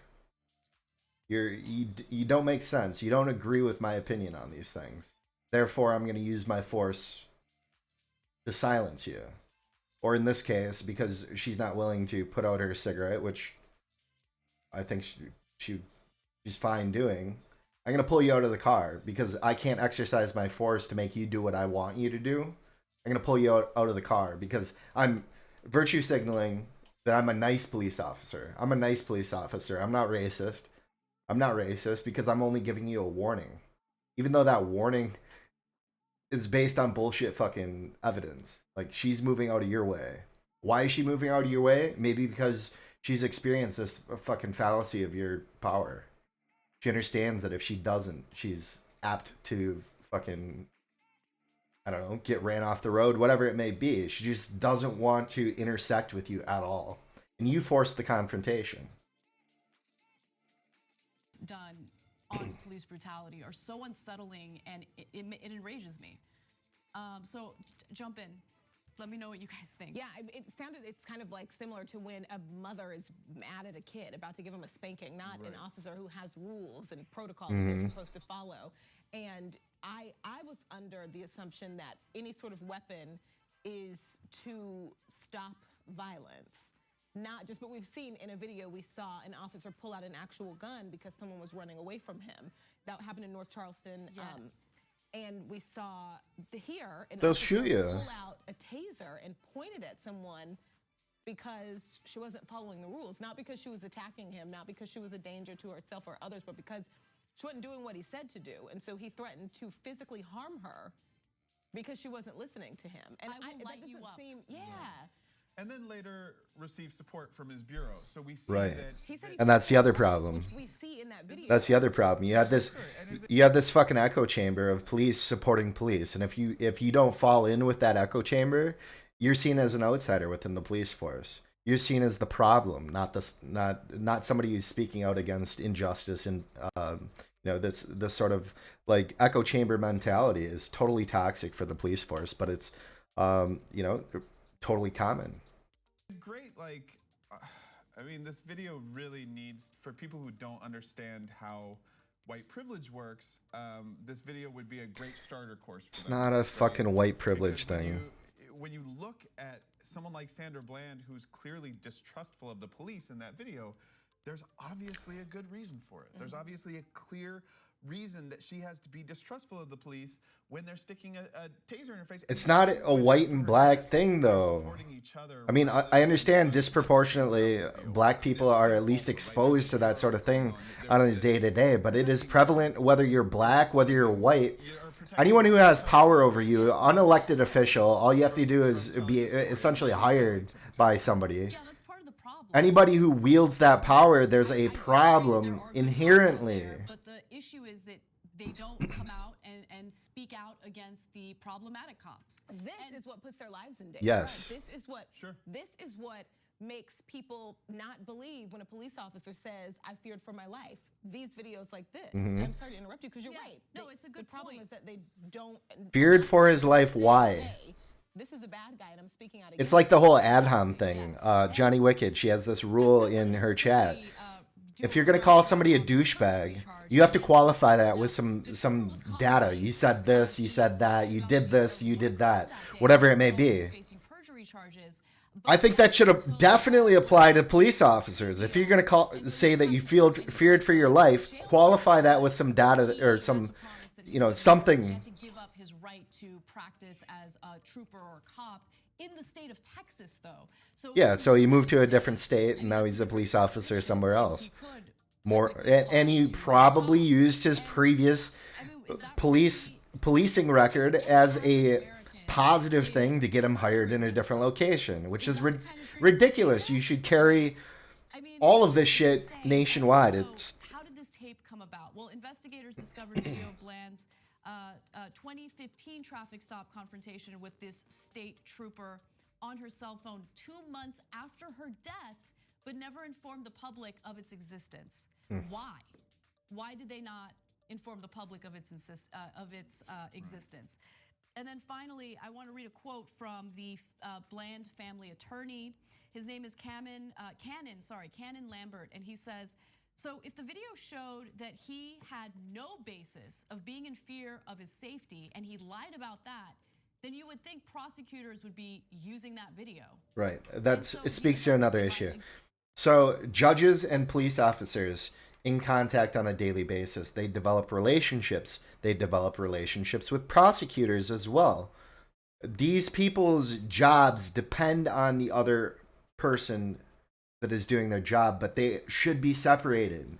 They need to be separated. You cannot come out as a vocal advocate of the police and be a judge, because the police are only there to act on the laws. There can't be like this coercion thing going on. And that's exactly what's going on in day-to-day policing and in the judicial system. You have these judges that take police officers at their word and treat their word as absolute fact, where if anyone else, like say Joe Schmo down the street, he said that I robbed him and he saw me do it. Okay, fine, you can say that I robbed you. Now can you provide me with evidence to that fact? Where police officers who perjure themselves on a regular basis, who break the laws on a regular basis more often than regular, citizens of the United States, their word is taken at face value as absolute fact of the circumstances. How does having a badge make you sitting on the stand under oath any more reliable than somebody who sits on the stand and negates what you're saying? This did not happen, officer. You are lying. I say that on the stand. I've sworn an oath, as have they. Why are they more reliable as a source? They're less reliable because in order to back up their the need that they have, the fucking job that they have to produce convictions. They have to arrest people. They have to show that they're actually doing some sort of good for the community. And if they were not able to produce those convictions, or if they were found to be less than truthful, or they arrested somebody or many people for faulty accusations, then they would fall apart as a person. Why are they taken at fearing for his life, and that's abundantly clear in the way that he's reacting to her, the way you are not a weapon to her face, a taser. Generically a more moral person because you take on the badge. In fact, I would argue for the opposite. I would say that people that are fighting for power for the wrong reasons, in most cases, are less likely to be moral characters within our society. States attorneys' offices and police departments, the people that they're supposed to protect are everyone. Right. And oftentimes it becomes they behave like defense attorneys, and so the prosecutors act as if their client is the state. So even though the right thing to do would be to release this video and to make things fair, because if wrong is wrong, even if it's on our side, it's like no, we got to just make sure that the state doesn't have to pay out anything here. And I think which is not how things are supposed to work. It's not, and it's because in many cases prosecutors have a friendly relationship with the cops. They're basically part of the same tribe. law enforcement family. Often they fucking reside in the same building. Some of the prosecutors. They're fucking money, but it corrupts a lot of them because of those friendships that they develop through their careers. And there needs to be a way of doing things where they're independent and Start by moving the fucking buildings apart. That's number one.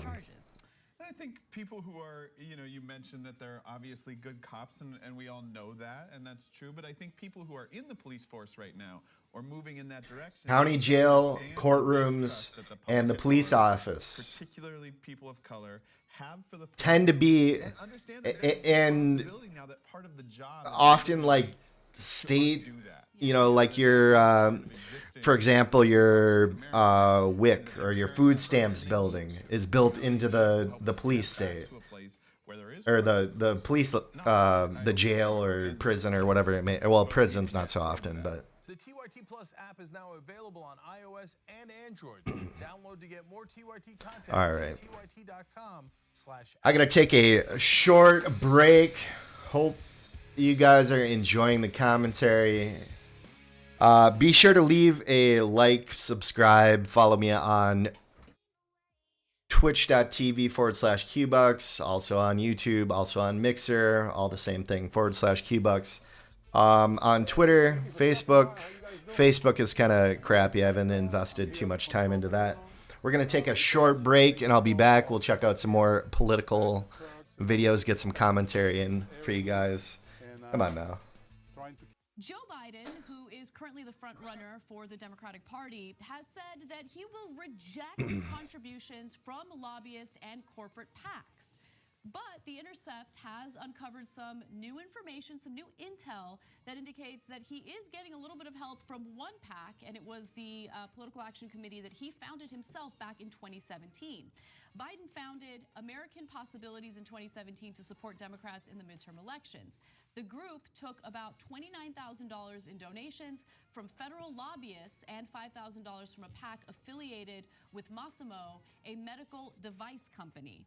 So he's still working with that PAC, and they are helping him in some ways. So I want to be clear, based on the Intercept's reporting, I don't know whether they're actually giving him money directly, whether this Political Action Committee is giving him money, but they are helping him, and that's still relevant. So American Possibilities has been important to Biden's presidential ambitions and helped to pay for a political staff after he left office in 2017. So remember, that political staff is for his election. So they are helping him financially by hiring that political staff. That's very relevant. More information. The Political Action Committee was recently given access to former President Barack Obama's massive email list of supporters. That is incredibly valuable if you're running for president. That email list is almost everything.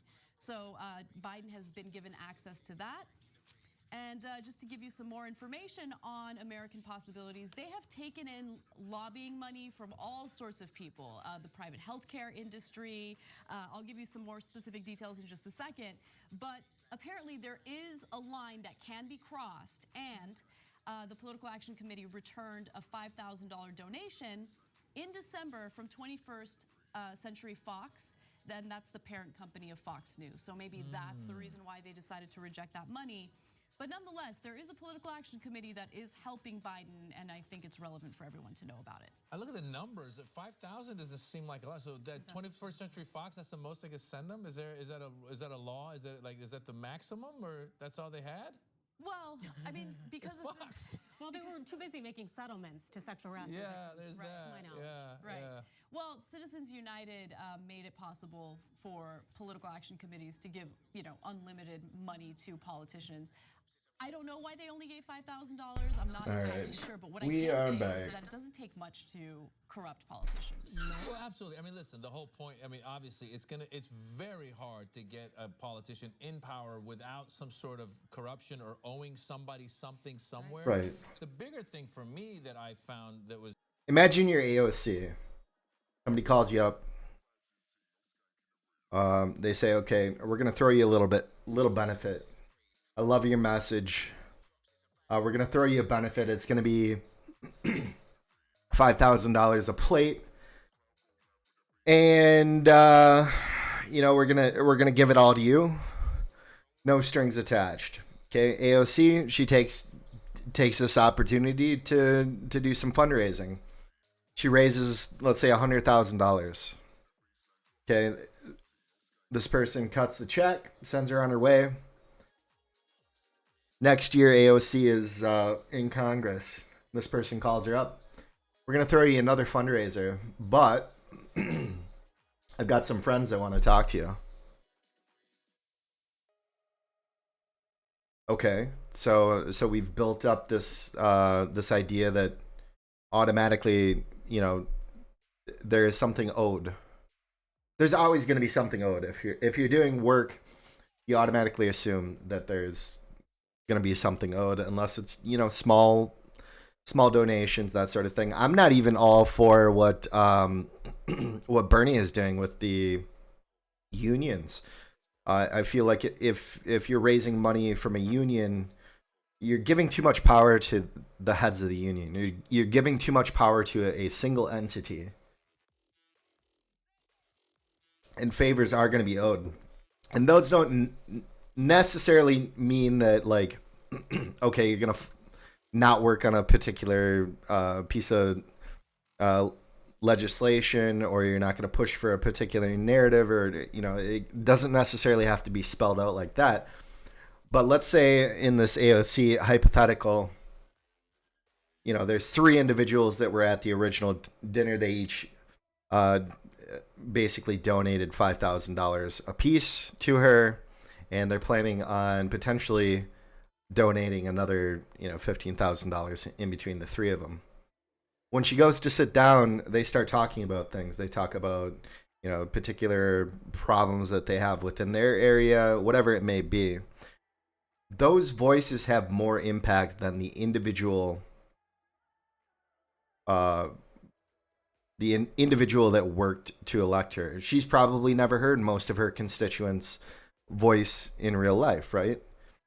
So just by introducing those focused voices, those people that had the money to support her initially, they've already impacted her course in politics at a different rate than the people who may have simply voted for her.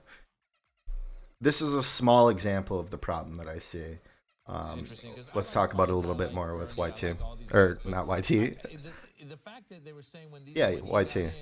That a lot of people, that he had a really good chance because he's an older white male. Yes, that's right. To me, that makes me just shake my head going... No, but older white males are like the hot new trend. But I'm just, I mean, Jesus. For like the past, what, 300 years? I mean, but there's some people who will, I mean, you know, they will only vote for that. Because they're seen as a source of authority and the only ones in our society who can make decisions, which is just complete and total bull. And it's unfortunate because that is a thing that we kind of have to acknowledge, that it could end up being Biden on the ticket, despite the fact that there are other qualified candidates. Gross. It would be largely by virtue of his gender and race. I think it also has, look, I think that's a factor for a lot of people, but there's also older Democratic voters, not all, I don't mean to make a blanket statement, but a lot of the older Democratic voters who are already established in their, you know, financial stability don't like the proposals coming from the more progressive candidates, because it threatens the very system that's been pretty nice for them. That's right. And Joe Biden... my mind, I can't stop thinking about that video that we showed you guys yesterday, where Biden is being interviewed by, I believe, a Los Angeles Times reporter, and he starts talking about how young people keep telling him that they've got it tough, and he says, "Give me a break," and the entire audience just starts laughing at young people who are going through, you know, maybe not the same issues that. I was introduced to my adulthood by going through the 2008 financial crisis. I had to hold 3 jobs while simultaneously trying to put myself through tech school. We had 1 vehicle, so and I also had a young baby at the time. So I would basically wake up in the morning about 6 a.m., feed my son, wake my to-be wife up, strap him in the car, and then run her to school. Then I would run my son to my parents' house where he would be watched during the day. Run back to, most of the time I had 2 jobs, but I did hold 3 jobs at one time during the summer. I would run to, or I would do my first job, which was basically an internet e-commerce. I would, you know, respond to emails. I would work on the programming for the website. I would work on the listings for eBay and Amazon, and then the website. I would fill orders. I would work a lathe, and then send out all these packages. So my son was being watched by my father at that time. I would work there for approximately 3-4 hours a day, something along those lines. I would quickly put all the boxes inside of this tiny little Kia, or no, we had a Dodge Neon at the time. I'd throw all the boxes in there. It would be, you know, the back seats were basically filled with boxes, excluding my son. I would run to the local grocery store, drop off all the packages, run to tech school to pick up my wife, grab my wife, bring her and my son back to our house, then go to tech school myself on most days if I could do it. Then after tech school, I would run to my job at McDonald's, where I worked the overnight shift as a manager, which ended, I think our shift ended at about 3 o'clock in the morning. I would then run home, go to sleep, and do the same thing again. And I did that for about 2 years. Running on virtually 0 sleep, having to survive paycheck to paycheck, not being able to secure any loans so that I could secure additional materials for my business, any inventory for my business. Bear in mind also that I didn't have a credit score at that time. But to offset that, so that was prior to the 2008. Then 2008 hit, and nobody was buying the particular good that I was selling. Lost the business, or decided to fold it up. Also lost my job at McDonald's right around that time. And we were forced to move back in with my parents. That's me, my future wife, and my son living in a bedroom no bigger than this office space that I have here. Probably like, I don't know, 20 by 20, something along those lines. You know, all of our stuff basically sitting in the garage, that sort of thing. That is what the 2008, I lost, even though I was not doing very good by any sort of metric. I was still getting by. We were still able to be self-sufficient. We paid for our own stuff. We paid for our own rent, and so on and so forth. And then so from there we springboarded back. I got a development job. I started making 4 times what I was making at McDonald's. And we started looking for houses, but nobody would give us a loan, even with the amount of money that I could secure, because the 2008 housing bubble caused a lot of banks to kind of roll back their idea that we're going to give somebody a first-time home buyer a loan,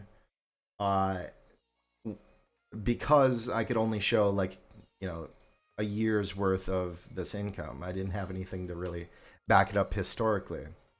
So I guess to my point, these young people that you're talking about have been fucked by the decisions that you made as young people that collapsed the economy right when we came to maturity. And now you're laughing at us. And I don't know. It's pretty sickening. But there are severe economic frustrations that young people are facing today, and to minimize it and just kind of brush it aside as give me a break, it's so incredibly insulting. But that's the kind of rhetoric that does sit well with some Democratic voters, and it's disappointing. That's also the problem with when we have low turnout from young people. I mean, really, I think if young people went out and voted, we would have a different result. And I feel that Not when you're only providing 2 results, none of which we want. As you said, these people who have financial interests and are more secure in their in where they are going to go out and vote, and we'll see who the candidate is. I mean, gosh, I just can't imagine. I mean, Trump could win again, but I really hope not. If the DNC fucks this up, Trump will win again. Girl, please. So, I mean, I see the same. I'm sorry. I see the same mistakes being made, and Exactly. No one has learned anything from the past election. I see the media propping up Biden. Bernie needs to develop fucking teeth and call it for what it is, and he will win. If he's willing to fucking trample the DNC, absolutely, he will win. But with this bullshit that we're doing right now, ain't no way. It's not good. It's not looking good. 2 easy ways to follow the Young Turks. One is hit the subscribe button down below. Then you're a TYT subscriber. And second is ring the bell. And when you Ding dong. you're notified of our Hey, you can do that on my channel as well while you're at it. We cover TYT, we cover, who else do we have here? TYT, RT, Associated Press, lots of Next News Network, David Pakman, PBS News, Tim Pool. Shit, I've got too much news. We also cover a lot of the political leaning streams and things of that nature that you might see on twitch.tv or Mixer, that sort of thing. Let's see, what is next, dude?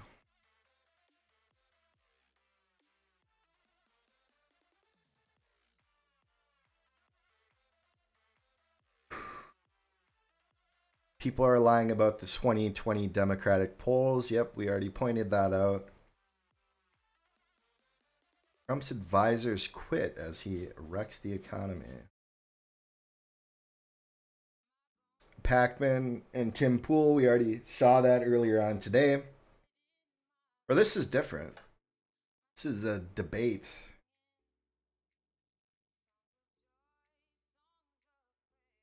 You stream and all of that stuff. Is it, how would you rate it? How is it going, Tim, like between 1 and 10?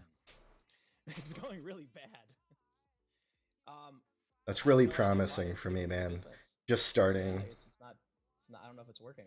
And are you trying to stream from OBS? Yeah. Yep. Oh, all right. And so you've got your YouTube stream address from your Go Live dashboard and the stream key? Yeah, and it's just, I think we're live. Oh, we are all right. live. It's working. Okay. I just have to post the link. Okay, no problem. So Cool. we'll give Tim a second to do that.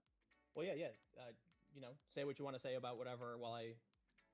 Well, I was going to go into an anti-Semitic screed, but I want to make sure Oh, you're all that's pretty typical. I'm just going to wait a second. Now, okay, so we're going to be having a conversation with Tim Pool. Tim Pool is known to some people in my audience and not known to some people in my audience, so maybe we could potentially start there. So I guess, Tim, to begin with, like, what are we doing? How did this all happen, and why are we even talking today? It's because we had sort of like a Twitter. I don't even know if it's a disagreement, but we had a conversation on Twitter that led to this conversation. Yeah, so I posted a tweet where I said, I can't really remember, but something about why should social media companies be exempt from civil rights law? Right.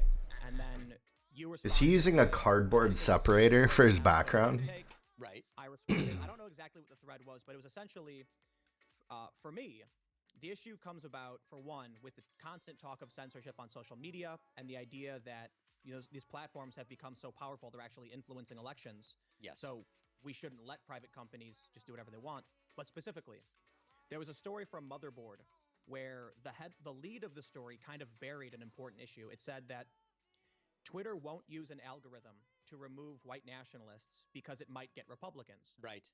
In the story, it said Twitter believes, not only do they believe it's acceptable, but that the public finds it acceptable that innocent Muslims are removed from Twitter because they're trying to get ISIS. I personally find that unacceptable. But they find it unacceptable that Republicans would be sort of caught up in a similar application of a policy to remove white nationalists. In other words, it's not an equal application, you're saying. Yeah, so we ended up seeing this wave of... Are those two different ends of the spectrum, though? Twitter won't ban whiite nationalists. Well, I don't see the relationship. I understand, like, the correlation, but I don't see how those two are related necessarily. It would sweep up innocent Republicans. And Twitter said, it was one Twitter employee, I might add, because Twitter's denying this. But the employee said the public wouldn't accept that, so we're not going to do it. And then, okay, so that's their opinion, so to speak. It was one employee, and I think we should be careful about stuff like that. But if this one employee is to be taken at face value, he straight up said that Arab language broadcasters, which and Muslims employee, will be banned arbitrarily by algorithm. Are we talking about their lawyer? Arbitrarily, maybe incorrectly. In other words, there will be false positives, I guess, is maybe a more accurate way to say it. Sure, right. You know, simply because some people in ISIS use similar language to regular Muslims, it's going to negatively impact everybody. And so I guess the point I was trying to make is under the broad interpretation of Section 230 and using additionally a First Amendment argument, social media companies, online services are exempt from civil rights law. I mean that it sounds as bad as it is. It's mind-blowing to me. Okay, so let's work up to that if we can. So and even, I mean, maybe just to set the stage, and then in a second we'll get to what parts we do agree on, and then maybe that'll help us figure out where we might disagree. If people don't know you, like, what are your politics? How should people be sort of thinking about? That's a good question. He usually doesn't have an answer for this shit. I guess no one believes me, but that's okay. I think I've always been kind of a social liberal. I was a fervent Bernie supporter in 2016, but I have Bernie a little way for Bernie for several reasons. Why? Now I am currently supporting and have donated to Tulsi. You won't shit on the and DNC? Andrew Yang.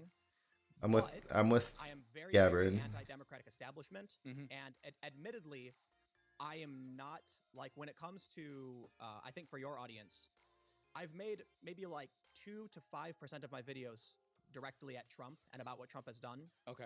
I do regularly say bad things about Trump, but I think my focus is very much on what I see as the Democrats are moving in a dangerous direction. Not that I think the corporate centrist types like Biden and Hillary are any good, right? But I'm seeing what I feel culturally is a dangerous progression on the left towards regressive, authoritarian. There's the tribal word, regressive. And so I'm very much focused on how the media manipulates how, but you know, I don't want to get too much into that, I suppose. My politics are rather center left in a lot of ways, and there's 2 reasons why I'm actively supporting Tulsi and Andrew Yang. Okay. For one, wow, Yang, I gotta admit, when I first started watching him, I was kind of just like, whatever, you know, I don't like UBI. But the dude really has thought out a lot, and I agree with so much of what he's doing. You just go to his website, and he's got a ridiculous amount of policy ideas. And the way he's framing UBI actually as a VAT tax dividend through these massive corporations, that spoke to me a lot, because one of the biggest issues I have is these tech monopolies. It is literally what we're going to be talking about. Yeah. How they're taking over the commons. Well, let's not jump the gun on that. But so, okay, if my observation is that you're right, it seems about 2 to 5% of your channel is criticizing Trump. I just took a glance at it before we went live. 85% of it seems to be criticizing not just Democrats, but the left. So I want to hear you defend your position that you are center-left, because, like, if somebody looks at my channel, it's obvious that I'm on the left and I'm a progressive. If you look at just my last 10 videos, my last 20 videos, my last 100 videos, whatever, when I pulled up your channel, I see Republicans push laws to end censorship, pro-Republican story. Facebook's purge of the right has begun. Is that pro-Republican? I think it is. I mean, well, so let me get to that in a second. Let me explain. Yeah. So I'll give so conservative news added to blacklist. What does Tim think about Trump's trade war and its negative effects on rural American farms? Vote on banning the far right. The far right is the victim. Stephen Michaels. Antifa planned armed disruption of U.S. border. It's the left that's causing violent chaos at the border. Censorship backfires on far left. Of course, far left is not establishment Dems. Another hate crime hoax exposed. I mean, the hate crime, that's less politically, overtly political. Mueller report provides proves media is a fake news trash fire. Mostly a story being parroted by the right, although there are enclaves on the left that are saying that. So my view, Tim, is, and you know we've known each other for years, and this this is just my assessment of what's on your channel. That about 85% of your content is going after the left. And I totally get criticizing the left from the left. Like, I do that as well. But the overall selection is selection of stories that to me seems as painting the right in a good light or as the victims, and choosing to go after relatively insignificant enclaves of the left. Tell me I'm wrong. Well, no, the way you see it is the way a lot of people see it, and I think you have your opinion, your view.